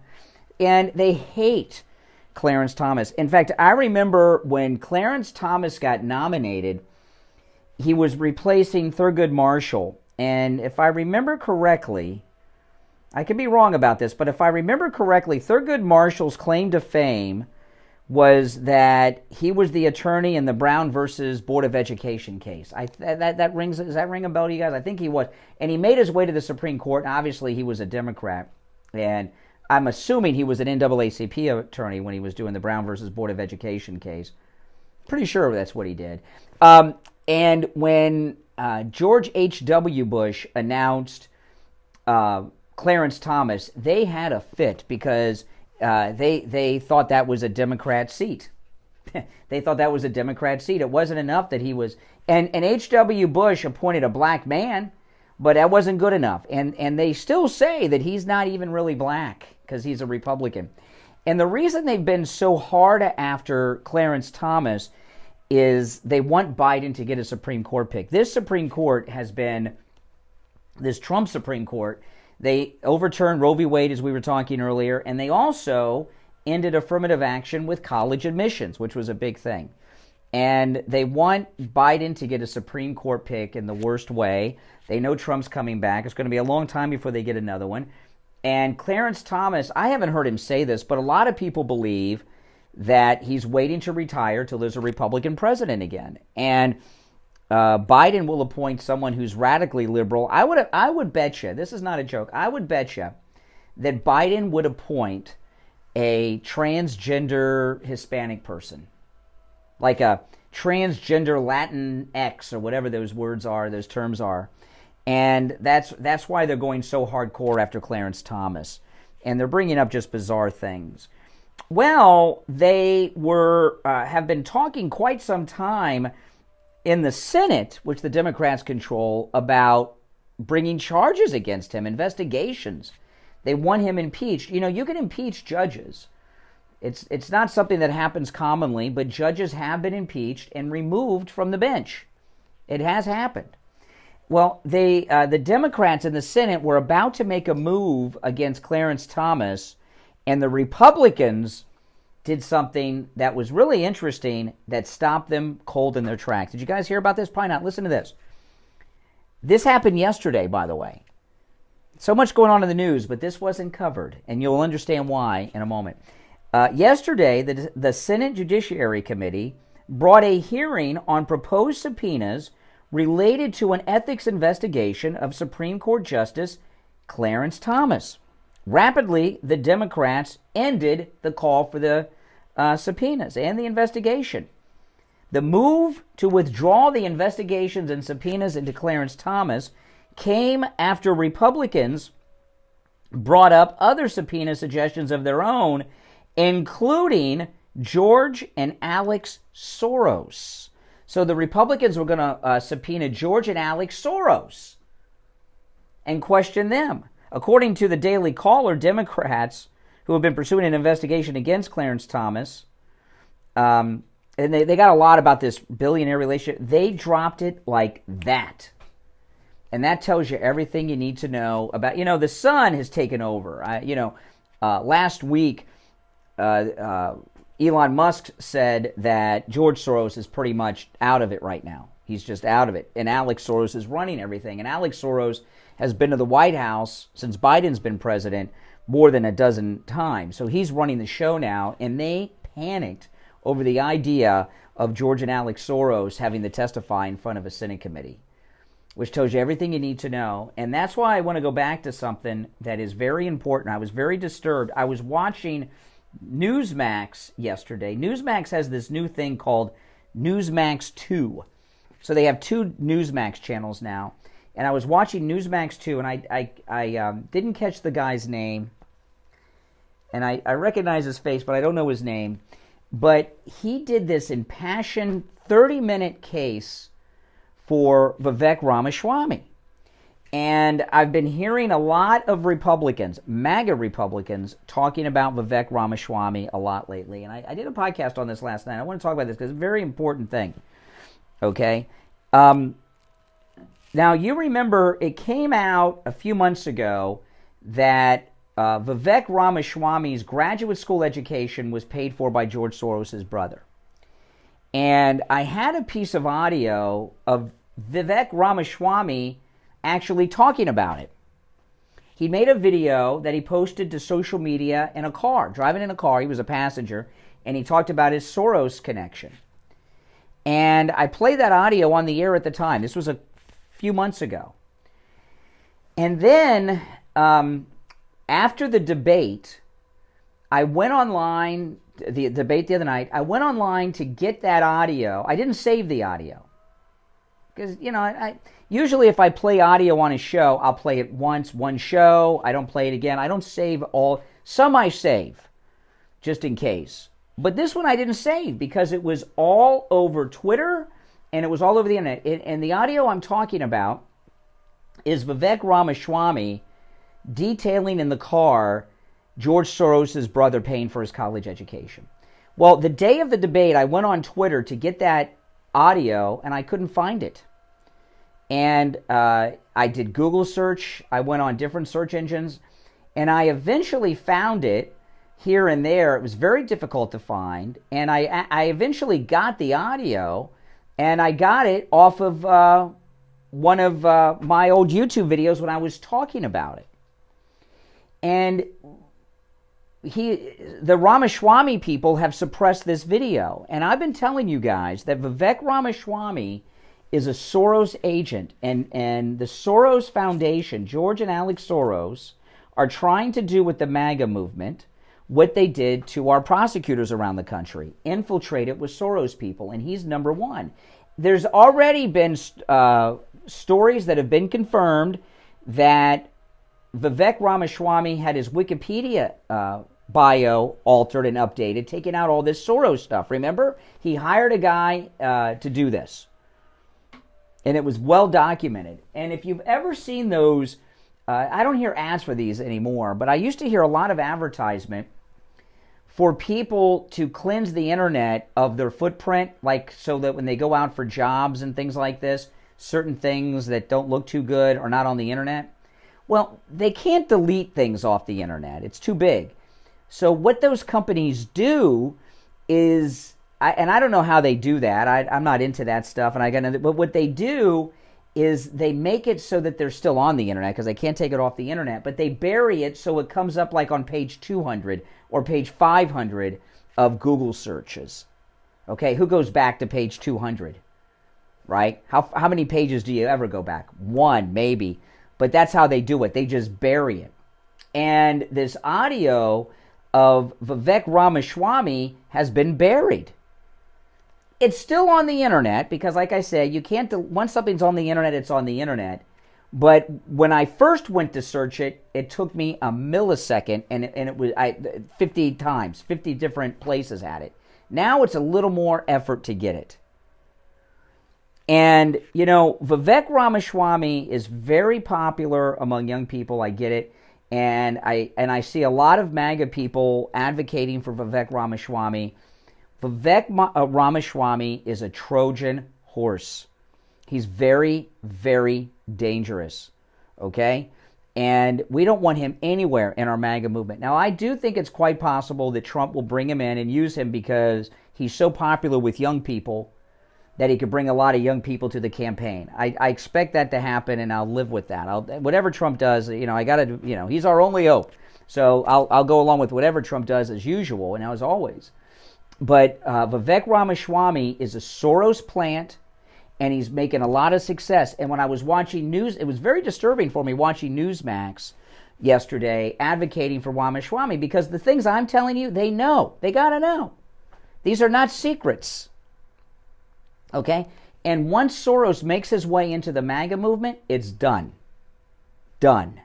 And he is a slick, slick guy. Ramaswamy. I will never support that guy. And he frightens me. And he's more like Obama than anything else. If you want to compare him to somebody, that's who he's like. But the Soros connection is true. It is real. And the cover-up of his bio, this audio that I was talking about, that is all true. All right, we're coming up on our top of the hour break. I'm Brian. You're listening to the Steve Kane Show, Florida's longest-running radio show. We'll take our break for the top of the hour and be back right after this. IRK HD3 Indiantown. Programming.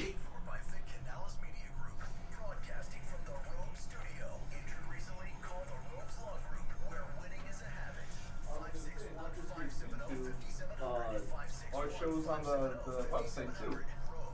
We always go back from the. Yeah. Yeah. It's not truly hidden yet. Yeah. You do gotta look through all of them. Exactly. I had to figure out which one it was.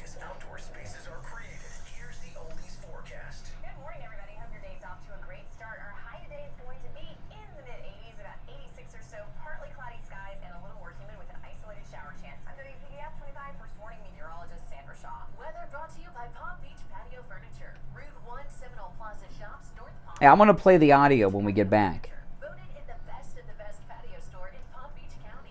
PalmBeachPatioFurniture.com, where luxurious outdoor spaces are created. And now, a True Oldies traffic check. Brought to you by the Palm Beach Kennel Club. Major expressways in the Palm Beaches are still accident-free this morning and largely moving up to speed. Just like build up now on 95 heading northbound from Deerfield Beach and Boca. Also on the Turnpike heading northbound past the Lake Worth Toll Plaza. In West Palm, we have a multi-vehicle crash lingering on Military Trail at Community Drive. Some fallen power cables on Potomac Road just east of Jog. And a crash now cleared in civilians road at Butts Road, also on Southern Boulevard at Forest Hill. This report is sponsored by Compassion International. We've all felt the impact of rising food prices. For families in poverty, they're facing malnutrition and even death. Feed a family for a month with your $50 donation to Compassion International. Just text the word radio to 97646. Let's travel with Chris Barr. Traffic, a service of the Palm Beach Kennel Club. Come out to the newly renovated poker room at PBKC, open daily for cash games, high-end giveaways, mega bad beat jackpots, and big money tournaments. You can also play your favorite casino table games like Ultimate Texas Hold'em or 3-card poker with just a $5 minimum table 7 days a week. Enjoy all the racing and sports action in the paddock with over 140 new HD TVs, big screens, exceptional eats, and a full bar. Visit pbkennelclub.com. Now you can rediscover paradise with Margaritaville at Sea, the only cruise line offering sailings of the You know, he was born in Ohio.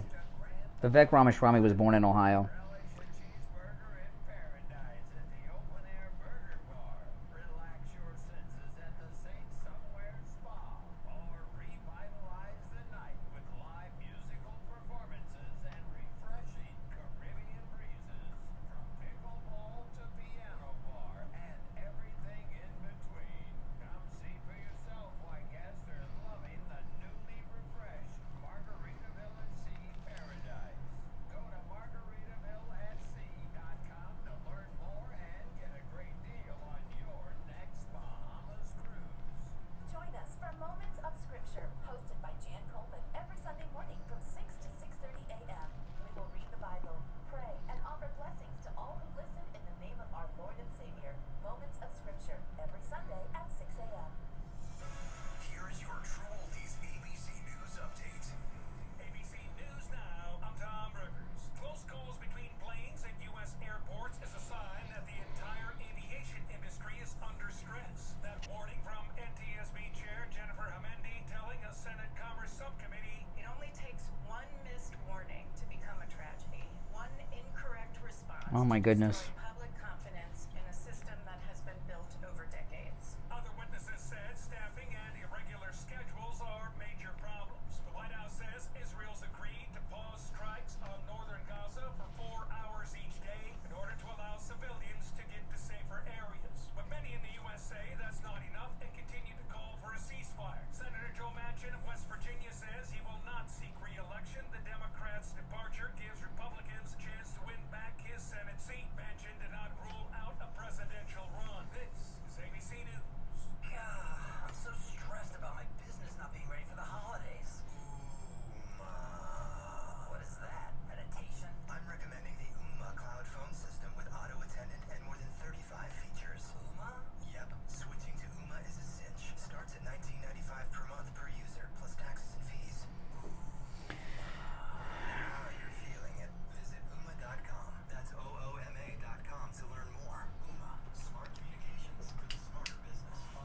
All right.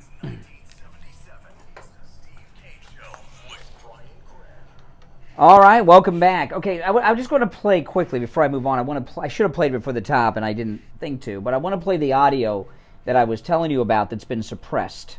Okay, and this is Vivek Ramaswamy. This is the video somebody is suppressing it because a couple months ago it was everywhere. Now it's difficult to find. This is Vivek Ramaswamy. The question we get is, what is my connection with George Soros? Answer, none. Zero. Indirect, direct, zero connection with George Soros. Why are people asking this question? It's because back in 2010, by the way, long before George Soros had completely fallen off the deep end and gone into these progressive causes.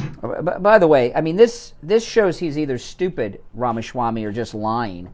He's under the impression that George Soros, prior to 2010, wasn't a leftist. He's been a terrible person his whole life. If you remember, Soros turned Jews over to the Nazis in the Second World War. Okay? And when he was asked if he has any shame about it, he said no. Okay? But it's back to it. Funding these disastrous, toxic prosecutors who are soft on crime, who I've also railed against. Long before then, in 2010, I won a scholarship when I was 24, 25 years old, headed to law school, that was partly funded by, not George Soros, but Paul Soros, who's a relative, a brother of George Soros, who made his money independently, who, by the way, is now dead. Okay, so he says he has no connection directly or indirectly to George Soros, but he has a connection to the brother. That sounds like a direct connection to me. Okay? And that's the audio that, now again, it's still online, but not as easily to find as it was a couple of months ago. And what Ramaswamy is doing right now is sucking up to Trump and trying, when he drops out, to have a place for him in the Trump campaign. That's my opinion of what he's trying to do. Okay, he's not trying to get a job as a pundit, even though he might end up doing that. He's a billionaire, so he's not going to do something like that for the money. He is in this for something else. And the way I described it on my podcast when I was talking about this is, any connection to Soros, you're done. To me, you're done. Especially like this. If you would have said, I had no idea. And I was young, I didn't know what Soros was about, I didn't know that they funded the scholar, all that stuff. And I'd say, well, let's at least look at it. But that's not what he did. He defended it and is actually bragging about it. And what he had purged from his Wikipedia bio was the part about him being a recipient of this Soros Foundation scholarship. And now, after we know he did that, that's been well documented, this audio that I just played for you has been suppressed on the internet. There's something fishy going on here, and I hope people catch. I wish he was the real deal. I wish he wasn't a Soros plan. I don't want him to be, but he is. Now, I just want to share this one story, and this one's a little troubling for me, and it's not one that I would normally bring up because it's about the Catholic Church, and I'm Catholic. Something new has come out about the Catholic Church, which is really disturbing, and I don't like to criticize the church and all of that. I really don't. But listen to this. The Vatican has announced that transgender people can receive baptisms, transgendered people can serve as godparents, and transgendered people can be witnesses in religious ceremonies in the Roman Catholic Church. The Vatican's new stance stems from a Brazilian bishop asking the church 6 questions regarding LGBTQ people and their ability to participate in matrimony and baptism. The church posted 3 pages in Italian on its website answering the questions. The BBC's reporting the response on the Vatican website states, a transgender person, including those who have undergone hormonal treatment and gender reassignment surgery, can receive baptism under the same conditions as other believers if there are no situations in which there are a risk of generating public scandal or disorientation among the faithful, whatever that means. The church declared that transgenders also may be godfathers and godmothers, And this is a new position. Okay. Reuters writes this: transgender people can be godparents at Roman Catholic baptisms, witnesses at religious weddings, and receive baptism themselves, according to the Vatican. And let me tell you, this is a big deal, okay? And whenever the question of gay marriage comes up, I always said I don't worry about it, and the reason is because what they're talking about when they were talking about legalizing gay marriage. I said what they're talking about is the government contracts. They're not talking about churches doing it. If they were mandating churches marry gay people, you're getting involved in what a church does and freedom of religion, etc. That's a problem. But this contract, this license you get from the government, that's not a marriage. A marriage is something that the church approves of. Now, here's the thing about this and the baptisms. My wife and I are Catholic, but we were not born Catholics. We became Catholics about 10 or 15 years ago. And if you go to a Protestant church and you want to become a Christian, all you got to do is walk up and that you have the born again experience, and that's it. To become a Catholic is a big, well, at least it used to be, a big deal, okay? They have a class that took almost a year to complete, and it's called RCIA, Rites of Christian Initiation for Adults or something like that. You spend a year, it's 9 months. You spend 9 months in a class learning everything about the Catholic Church and what the Catholic Church believes. And then at the end, you decide if being a Catholic is for you, and only then do you get baptized and receive Holy Communion. And to be baptized, you have and take communion, you have to be in communion with the church. And being in communion with the church means agreeing with the church. And then after we did that, my wife and I, we realized that according to the church, we were not married, even though we've been married for many years. So then we had to go through another thing where it wasn't like a wedding like you would, like a big to-do, but we had to go to the priest, and then they did a quick little thing, and we had to have 2 witnesses, and both of them had to be Catholic. Now, and a lot of adults become Catholic. Now, this also includes children. Transgender children can be baptized. I don't have a problem with that because, what's going on with the child and the transgender thing has nothing to do with them. It has to do with their parents, and I wouldn't want to punish the child. But a baptism at that point, they still have to get confirmed as an adult, and there's a process and everything else when they get older. For them to allow people that are not in communion with the church, it doesn't mean that you can't be transgender or any other sin and go to Mass, but you can't participate in activities like marriage and baptism. You cannot take Holy Communion if you're not in communion with the church. And this is why there's a big problem with a lot of Catholics like Joe Biden and Nancy Pelosi, who should not be taking Holy Communion because they not only support abortion, they take part in allowing it to happen, and they should not be taking communion. There's been issues where priests and bishops have refused communion and baptisms to gays because they're not in communion with the church. Now, you can still go to church and be gay and do all that stuff, but you're not supposed to be taking communion, you're not supposed to be getting baptized, and you're not supposed to be participating. This is a big change. Okay? And I know most people that are conservative may not be Catholic, you may be evangelical, and a lot of evangelicals have problems with Catholics. But this new change from the Vatican is a humongous change with the church and is a big problem for the Catholic Church because what's going to happen now that this is out, what's going to happen is people are going to test it. And the place that's going to get tested first are in American churches. So we're going to have people that are transgender going to churches all over the country trying to do to the churches what they did to those Christian bakers with the gay wedding cake years ago. Okay? and they're gonna try to find it. They want to find test cases so that they have something to gripe about.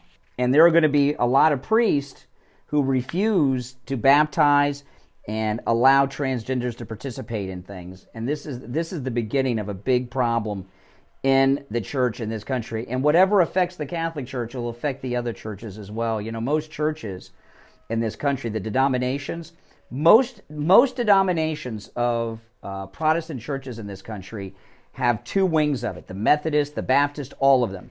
One liberal and one conservative. The Episcopal Church, all the different denominations, most every single denomination has a political divide in this country, with the liberal church and the conservative biblical one within the same denomination.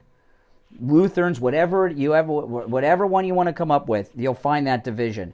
Now we're going to find it hardcore inside the Catholic Church when this happens, and this is it's just an awful thing. It really is. All right, listen, we'll take our first break of the last hour and be back.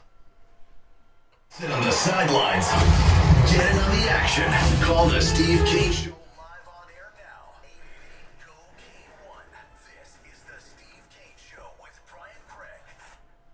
The Sloman-free home security system and free doorbell camera with professional installation is here. I'm Scott Shannon. How would you like to get a free doorbell camera? You get a doorbell camera. You get a doorbell camera. And you get a doorbell camera. Wish I had them for everyone, but the first 40 true oldies listeners who call 833-283-5050 will get a free doorbell camera that connects directly to your cell phone with installation of your Sloman Shield.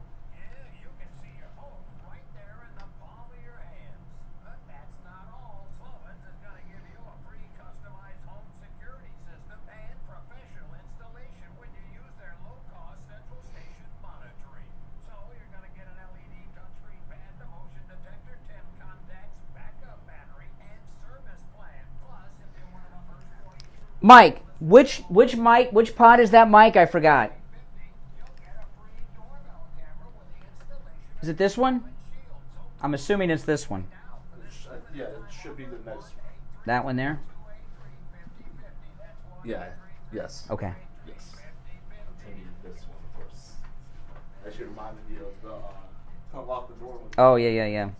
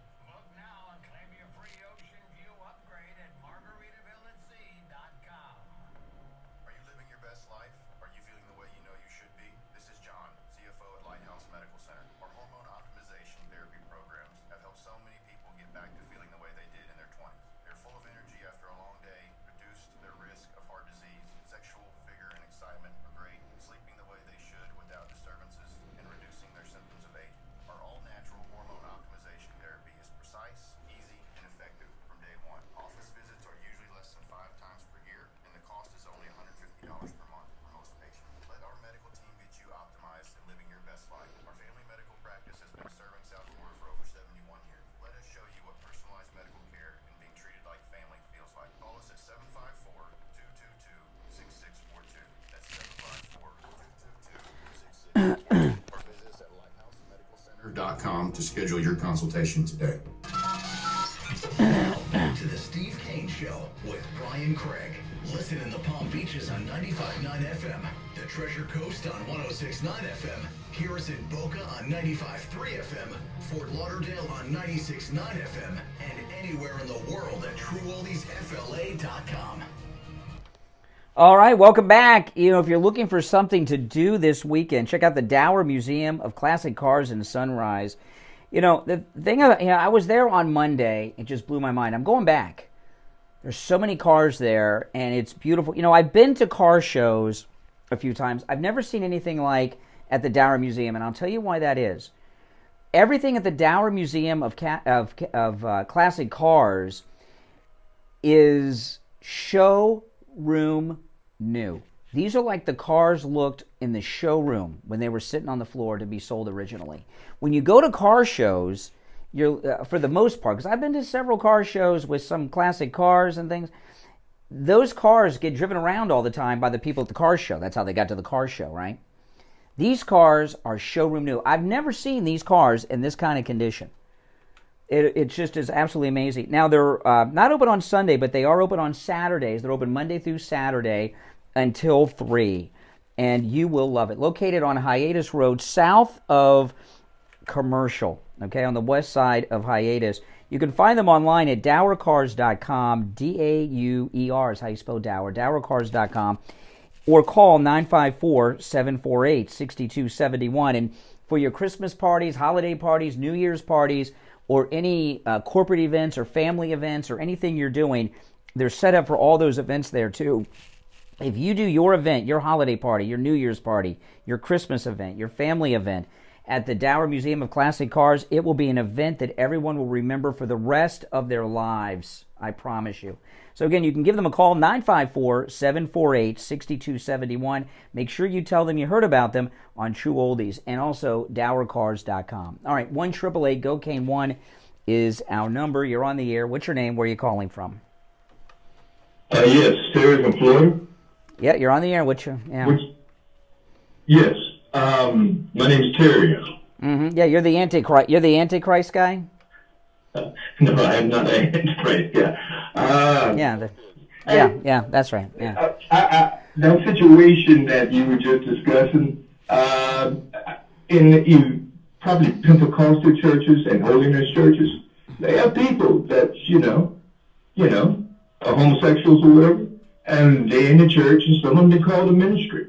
But the thing is that God gives them opportunity to change. Yeah, well, yeah, like inside the Catholic Church, there's obviously been problems over the years with, gay priests getting involved in things, and bishops and things, and a lot of scandals. The reason there are so many, I'll ask you, why do you think there are so many gays in the Catholic priesthood? I know why. Why do you think? Well, I don't know. Oh, well, I'll tell you. When I tell you, I think it'll make sense to you, and I think it'll make sense to all Christians. Most priests that I've known have grown up in the church and have been in the church their whole life, and they've never known. Not many Catholics that are priests are like me, converts. I'm sure there are some, but most of them live their whole life in the church, and they're gay. So when they're a Christian, they're Catholic, and they're gay, a lot of them become priests because they want to get out of that life. They're going to the church for salvation. Another thing is, if you become a priest, there's no expectation of marriage and family. There's a lot of things. But most priests who are gay, I would imagine, it's okay to be gay and be a priest as long as you're not acting out on it. You understand? Because when you commit the sin, that's correct. The problem. Correct. But if you practice being, to yourself or without, getting involved with another man or whatever, That's correct. Take to yourself. Correct. But see, in the holiness church, I guess, God is long-suffering and He's forgiving. But I don't know about you changing your body. You see what I'm saying? Altering your body. I think that's a whole different subject because you can't go back. You know what I mean? Well, the problem is, listen, church is for sinners. All of us are sinners, and and people that have all kinds of problems go to churches to find help, and that's a good thing. But what the problem is when churches start to endorse that behavior. For example, one thing that burns me, and you see this in Protestant churches, is they constantly talk against gay marriage, but they don't talk about divorce and remarriage. And this is the thing I bring up all the time. And the reason they don't, why do you think churches don't get up on the pulpit and talk so much against divorce and remarriages? Why do you think they don't do that, but they talk about being opposed to gay marriage all the time? Because it's become so common. Well, because it would empty out the pews, because the pastor himself, good chance he's divorced and remarried, and they have this thing. They say, well, divorce is okay when you're unevenly yoked. And it's so interesting how these guys are unevenly yoked with the mother of their children, but they're evenly yoked with the 25-year-old with the huge boobs. It's amazing. It's just, what a coincidence. And churches are filled with men who are sitting there with their former mistress. And they don't take issue against that because and divorce is a bigger problem in the church than gays because that's more common. It affects more people and children and such. But that's just my view. Not meaning to change the subject, but the thing is, Jesus was black. Okay, I know. That's your whole thing. I know. Yeah, I know. No, I'm not gonna. No, I'm not gonna listen. You're on the air. What's your name? Where are you calling from? Good morning, Brian, Sal, and Oh yes, liberal Al the John. Yes. What's on your mind? I was baptized Catholic, but raised Methodist. I'm very proud of the fact I've been a Methodist all my life. But what I wanted to comment on is how as you're really a Catholic, you've given examples. One example you gave that you had some faith was on June 1st, 2020, after the George Floyd murder. You read the Lord's Prayer as your opening monologue. Yes, I did. You've got a good memory. That's right. Yep. What you have to understand is if you're true to your faith, the activities that Trump is engaged in, eventually, someday, I pray that you walk away from supporting a person that is obviously a fascist. Yeah. He's going to be locked up. This is interesting. I don't know. I don't have the same level of knowledge as you. So you told me that Trump is a fascist. Could you just? I'm up against a break, so you got to do this quickly. Can you tell me what a fascist is, and then share with me? Give me the definition of what a fascist is, and then share with me the fascist qualities of Donald Trump based on the definition of fascism. Well, a fascist would try to stage a coup. No. That is not the definition of fascist. The definition of fascism is not lead a coup. What is the definition of a fascist? Somebody who doesn't believe in the people's right to voice their. No, that is not the definition of fascist. Maybe you think Trump is a fascist because you don't know what a fascist is. I got one question for you. Make America great again. What's wrong with doing that? Excuse me. Make America great again. What's wrong with doing that? No, he's an authoritarian. Well, no. I'm not talking about Trump. Making America great again. Is that a good thing or a bad thing to do? The phrase is fine. It's the hate speech. Oh, okay. So you support making America great again. I support the phrase, yes. What does that mean? The phrase or the action? Do you want America to? Mr. Methodist taking the Lord's name in vain. What's your church say about that? Do you want America to be great again? Somebody who's defaulted had bankruptcy. No, we're not talking about Trump. Do you, liberal Al the John, do you want America to be great again? Yes or no? Of course, but that's okay. Okay. Oh, so that's interesting. So you don't think it's great under Joe Biden, and you want to make it great again? Okay, good. All right. We'll be right back. Making morning radio great again. I think you're gonna really love it. It's the Steve Kane Show with Brian Craig.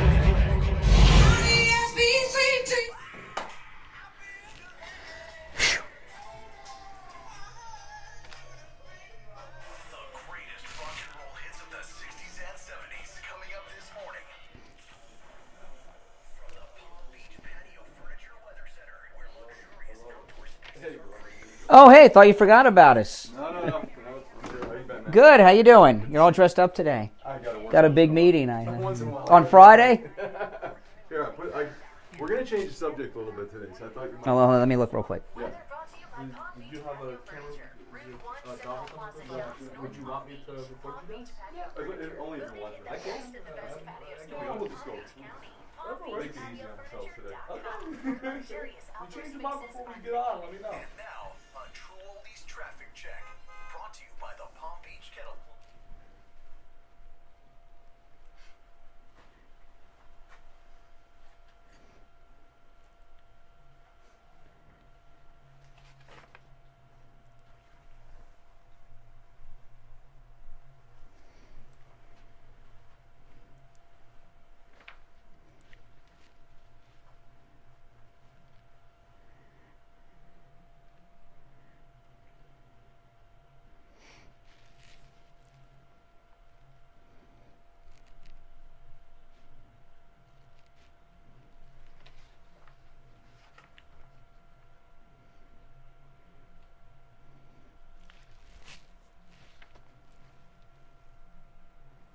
All right. Good to go. Oh, man. How's it going? Good. I love that last guy. Did you know Jesus is black? Yeah, I know. These guys. Well, maybe he's black to you. I don't know what the relevance of that is. I mean, these guys. Actually, it's great. You converted the last guy. He goes, yeah, I do want America to be good. Oh, that guy? Oh, yeah. Well, we'll see to his next call. He'll fall. I pray to God that we get Trump back in here. Oh, if we don't, we're screwed. I mean, we're in big trouble. 4 more years of this crap, we're going to die. Yeah. Look, did you see how many radicals that are for Palestine? It's Insane. I don't think people realize what they've been doing.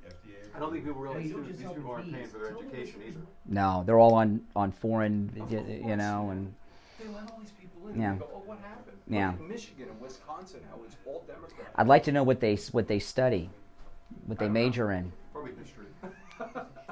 Chemical engineering and things like that. Oh, Yeah, yeah. I yeah. can't even think that good. Yeah, it's true.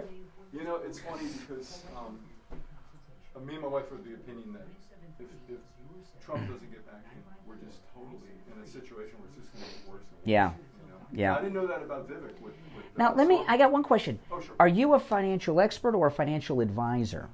Wow, I don't know how to say. I was wondering about that. I meant to ask you last time. My specialty is retirement planner. So how should you be described then? Is it wrong to say financial advisor? Is that it's cool? all, Okay. it's all lumped together Okay. today. All right. Yeah. Because you never know. Because some people get crazy about those kind of distinctions. You know, there's so much technicality in my business.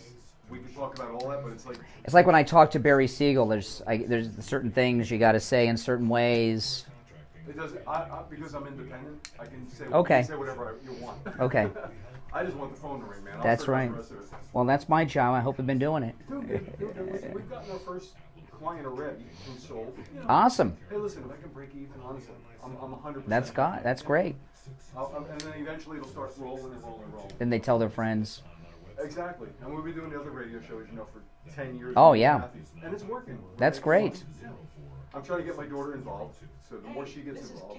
Yeah. And she's doing what you're doing with the YouTube stuff and the channel and all that crap that I don't know anything about. So she's Yeah. doing well with that, Obligation you know? cash offer on your home. If you own a house, condo, or any other type of property and want to sell it quickly with no hassles, call me. I'd love to just go political. 570-7070. You can do whatever you want. No, I'm just saying, believe me, I want to go up. Homeowners sell their homes This is funny, I had one client hassles come in and and he's costs of totally, listing with well, an him and agent. his wife We're are rated A+ Jewish with the Better homes. Business Bureau and have Totally over 100 excellent for online reviews from our happy Yeah. sellers. People love working with us, And this is so will free, you. all the Whether you Israeli have a stuff. Yeah. damaged fixer-upper home Well, maybe or they've beautiful changed home sense a little bit. any Any repairs, any when you Jewish buy it, person that would, you don't need to Oh my gosh. you got, the mentality levels got to be crazy. Absolutely. If you want to sell your home easily on your terms, But anyway, this call is us today what's for a interesting free about this thing offer. with the fees is that most people don't know they're paying a fee for the 401k. Yeah, that's exactly right. And what's worse, Brian, is that they're losing money in the market, and they don't even know they can't go safely. Okay, one thing I was, let me ask you before we do it, because I was thinking, one of the things I was going to ask you is, they come to you. How do they get their money from the old employer to you? So we roll it. You can help them with that? Okay, I'll ask you about that. People are afraid to call their old financial advisors. It's like, you know what I mean? And they'll lose money forever because they don't want to call. I just did a show called "Are You Married to Your Financial Advisor?" Yeah, that's a big thing. Because people So you'll take care of that for them. We You just sit. send a form and they don't even Okay. involve. Yep. People will lose all their money before they call their advisor. Listen, I can't tell you. All right, here we go. Now, back to the Steve Kane Show with Brian Craig, celebrating 46 years on the air. All right, we're back. I'm Brian. It's the Steve Kane Show, Florida's longest-running radio show. Joe Thomas is in studio with us. Hey, Joe. That's right. You know, we were talking during the break about some things, and, you know, this is an amazing thing. The other day, when it was election day, Don Jr., he says, go grocery shopping, fill up your tank, then check your 401k, and after you do that, go and vote. People talk about 401ks a lot, and people are involved in them. They have them with their current employer, their past employer. But there's a lot of things about 401ks that people don't know. For example, I did not know this till you told me when we first met. There's a lot of fees people are paying they don't know about with 401ks, right? That's right. Just because you work for somebody doesn't mean they're not revenue sharing with your 401k. So not only are you losing money in the market, but you're also paying a fee to your employer. They share the revenue between, let's say, Fidelity. Fidelity's kicking back your employer a piece of the action. It's ridiculous. Wow, I had no idea. Yeah, and it runs anywhere from 1% to 2%. And guess what? The smaller that your 401k is, the bigger the fee is, Brian. It's totally Really? sick. Yes, yes. It's just sick, you know. Well, you know, there's a lot of financial advisors, and I've had this experience myself in the past. I call them product pushers. Yeah. And a lot of financial, I know it doesn't sound very nice, does it? Because it's not. A lot of financial advisors, they're always calling you up to do this, to do that. It's because they get a fee every time you do a transaction. Exactly. You know? Now, one thing about you that's absolutely amazing, when you were here last time, you were talking to us about annuities, and you hear in some of your recorded messages here on our radio station, and this is something that is just absolutely amazing, that you don't, not only do you not lose money, your money's protected, you're not losing money, and you're also generating income. Correct. Which is absolutely amazing. Now, the problem I think a lot of people have, and this is what we were talking about during the break, and this is a crazy thing, and I know when I bring this up, a lot of people in the audience are going to relate to this. There are people that have financial advisors, or they have a 401k at their past employer, and by the way, if they have a 401k with an old employer, and they're somewhere else now, is the old employer that fired them making money off their 401k too? Yes. Yes. Oh my goodness. So yeah, isn't that something? Well, that's why we always say if you're not at your old job, your money shouldn't be there, Brian. Oh my goodness. Control, man. You need to control your money. Yeah. So a lot of people though, they have their money either it's with an old employer, you know, with their 401k there, a current employer with their 401k, or they have money with a financial advisor, and they're paying a lot of fees, or maybe they're losing money, and people are. This is so, and I know you guys, some people out there are going to relate to this. You're going to say that you're this way, or your wife or your husband this way. They're afraid to call up their financial advisor or the human resources person, and it's almost like breaking up with a girlfriend. Yeah. And they'll lose money for their entire life, for years and years and years, because they're afraid to make that call. But you were telling me during the break, they don't have to make that call to their old 401k or to their financial advisor. You can actually do that for them. So we do a paper transfer, and we can transfer your 401k, your old IRA, from your advisor or from your old job. We take care of it all for you, Brian. And there's no fee involved. We don't charge a fee. Really? We're commission-based, so we get a piece of the action directly from the insurance carriers that we represent, so it doesn't come out of your pocket. Yeah. So, okay, so if somebody calls you up, which, by the way, you should, because, you know, Joe Thomas is offering two incredible things for free. One, he's offering free copies of his book, The Retirement Know-It-All, and free phone consultations. And no matter where you're located, call up, and I'm going to give you the number in a bit, but if you miss the number, just go to his website, jupiterjoe.com, and the number's listed there, okay? So if someone calls you up and says, you know, I don't have the guts to call my financial advisor, I don't have the guts to call my old employer, you'll take care of all that, and you can actually get the money into an annuity for them. Correct. And the annuity will have, if you want, no fees. There are some with fees, there are some without fees. We disclose all that when we sit down and we talk to you. Or you call us, we're going to explain all of that. Well, that's pretty amazing. So I want you to just think about this, guys, okay? You're going to get a free book, get a free consultation, too, with a financial advisor, Joe Thomas. But also, you're going to have your money involved in something that you're not going to lose money, your money's protected, and you're going to generate income. But let me ask you, are annuities just for retired people or younger people in the workforce? Are they good for them too? They are. We have growth products where they can just, you can put money in and then it grows for them. And then they can pull it out later on. There are some things, if you're under 59 and a half, there's some taxes that could come into play. But most of our clients are over 59 and a half. Honestly, you know. Yeah. We're doing retirement planning, so it's for retirees, you know, either pre-retirees or already retired. Well, when you say pre-retiree, that could mean today or that could mean 2 years, right? Yeah, I mean, we have clients that are retiring in 6 months. We have clients that are retiring in 6 years. And yeah. In both plays, it's usually somebody who wants to make their money safer, and they want to make sure that they're getting their money where they have control of it. I mean, that's what it's about. Doesn't everybody want control? Well, when you say control, what do you mean by that? I mean that you can control the risk level of your okay. money. Because right now, if you have a 401k, I guarantee you 99% of your money is at risk, and you're paying your employer a fee. If you don't want to do that and you want to make your money safer, that's what we do.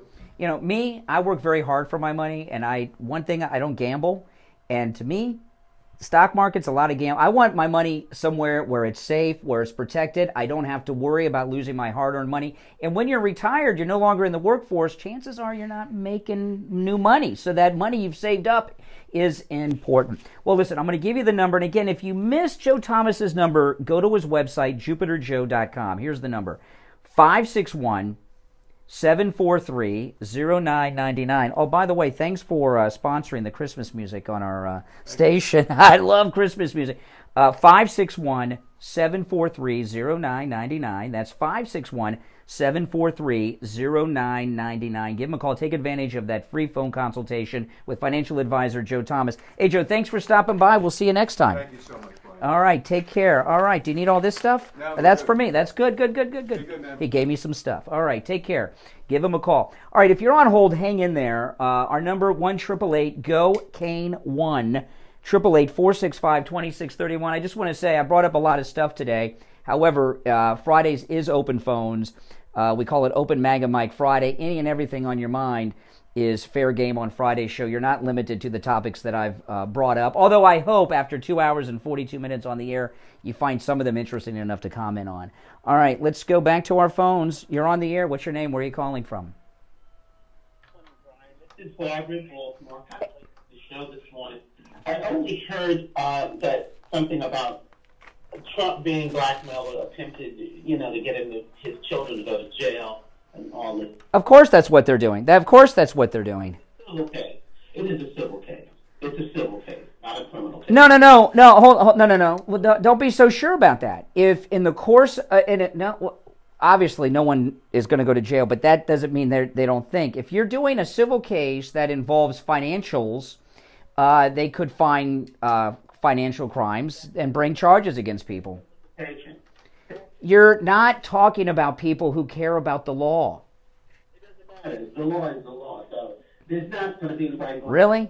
There's a guy, Tucker just interviewed this guy who's facing prison for a Hillary Clinton meme on Twitter. So, you got. Okay, he insulted her.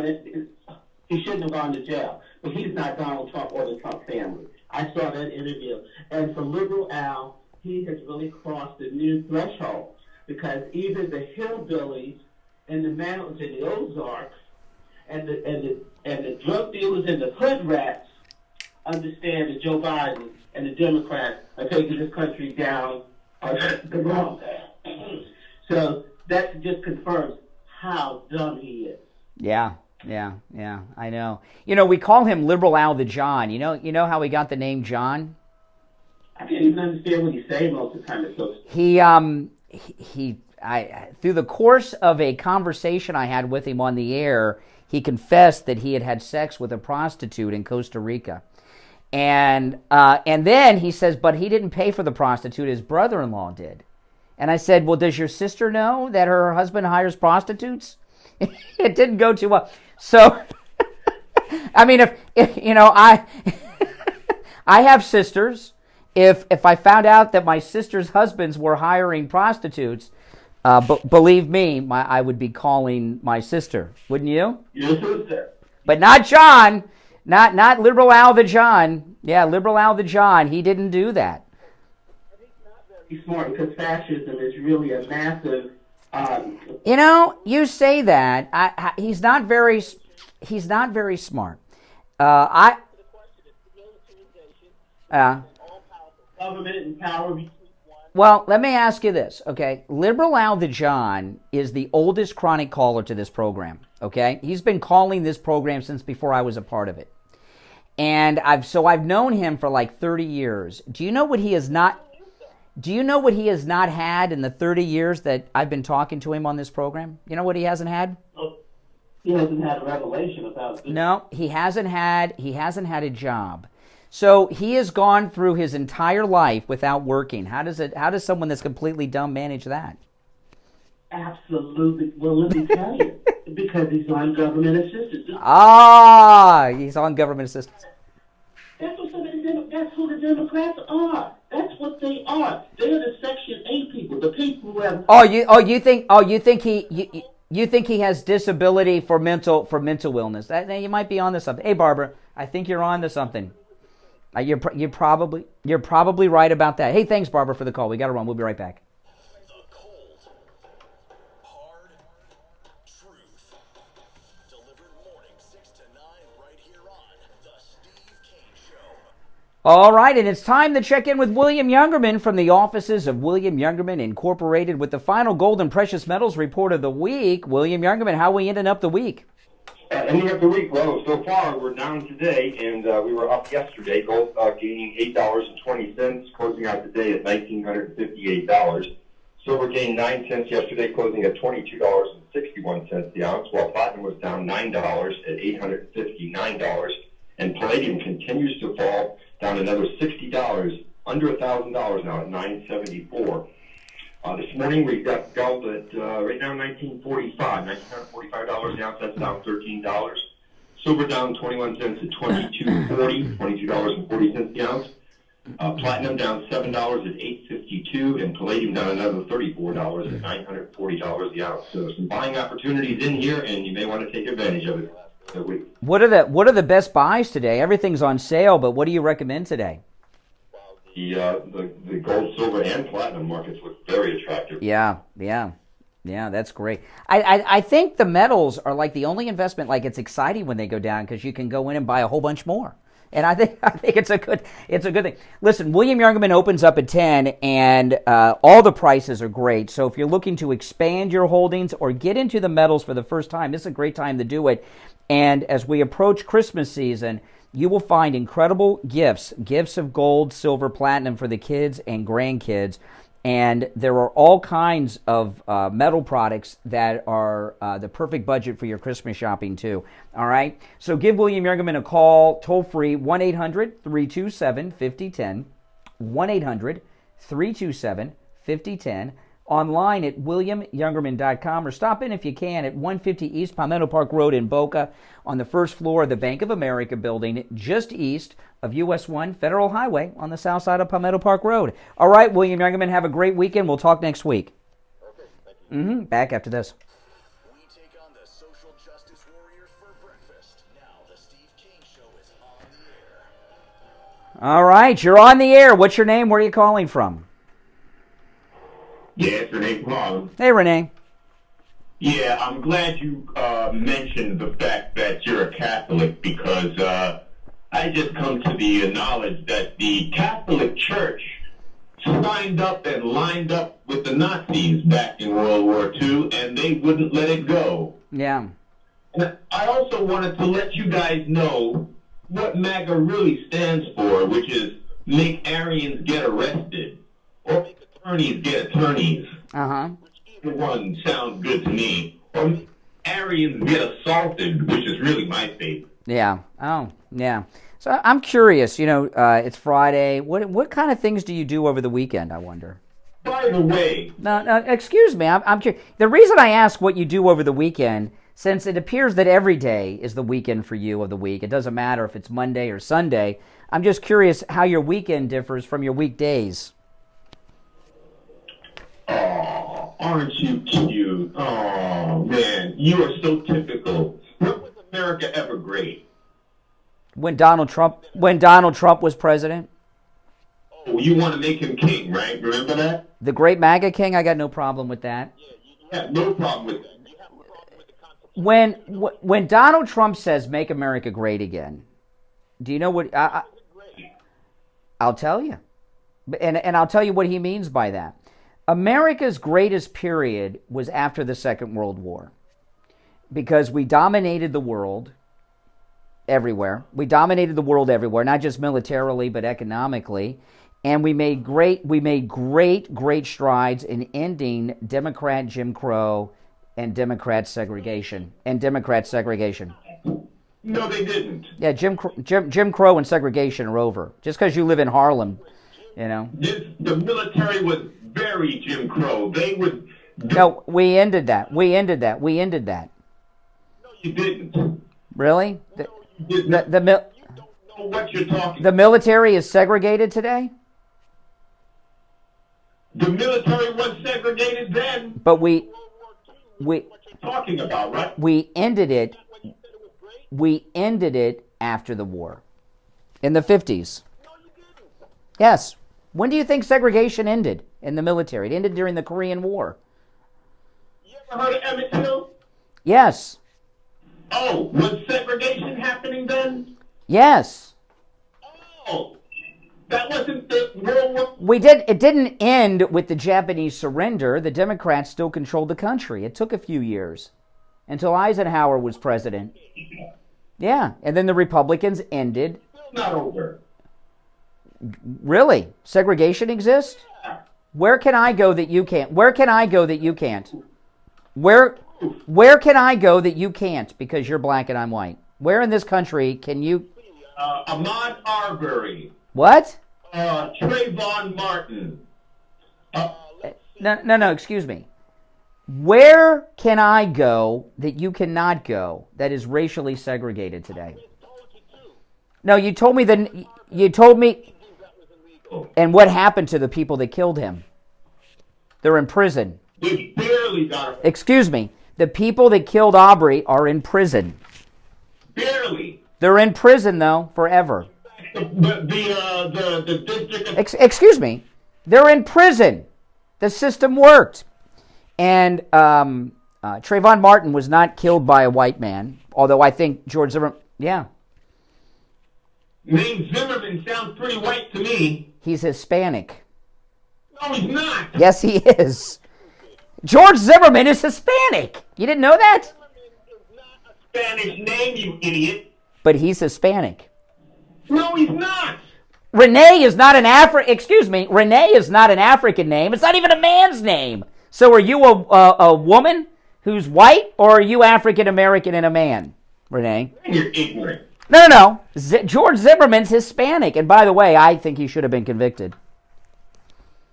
Oh, well, that's very generous. But if his name makes him not Hispanic, does your name, Renee, make you a woman? It's going to think about that one. Yes, we'll end it on that high note. Oh, my goodness. It's too easy. It only sounds easy because I'm so good at it. You're on the air. What's your name? Where are you calling from? Good morning. This is JJ from Mass. Oh boy, Renee. He's got his head spinning right now, Renee. That was a good one. Was that a good one? That was a good one I got in there. That's the reason why you have him on, to show the insanity. He doesn't. Zimmerman. Yeah. By the way, hold on, JJ. Before we talk, I want to talk. It's the weekend, and while Renee's weekend is every day of the week is a weekend. Over the weekends, I know a lot of you in this audience get more active. Maybe you're going to clean out the garage. Maybe you're going to paint the house. Maybe you're going to go golfing. If you're in pain, it makes those activities difficult. Go see my chiropractor, Dr. Philip Appleton. Talk to him about his laser away pain treatment. Dr. Appleton has rid me of pain 5 times. He can do the same for you. You know all the laser treatments at Dr. Appleton's office? Dr. Appleton performs them himself. I thought I was getting special VIP service, and he let me know that no, he does all the treatments himself. It's absolutely amazing. Appointments are not necessary, and walk-ins are welcome, even on Saturdays. You can find him online at AppletonChiro.com or give him a call, 954-973-0710. 954-973-0710. Go see Dr. Appleton and say bye-bye to your pain. All right, JJ, what's up?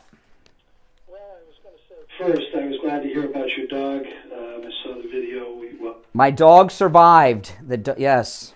And is doing good. And I had mentioned the organ meat freeze dry for dogs, and just put that into any search engine, and you can find out, see the different brands and so forth. And it helped. I have a 16-year-old Bichon. Great. It helped her, and she's very active. So I just wanted to, basically. Thank you.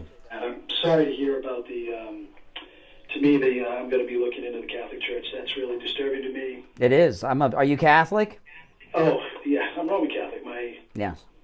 My grandfather built the church in Twin Mountain, New Hampshire, Stone Church, St. Patrick's, and that's just, I can't, for the life of me, believe that people think that reinforcing a mental illness is a good idea. It's sort of like... Well, we want... people to rob stores. We want sinners in our churches, but you can't endorse the sins and incorporate the sin into the church doctrine. This is the beginning of something bad.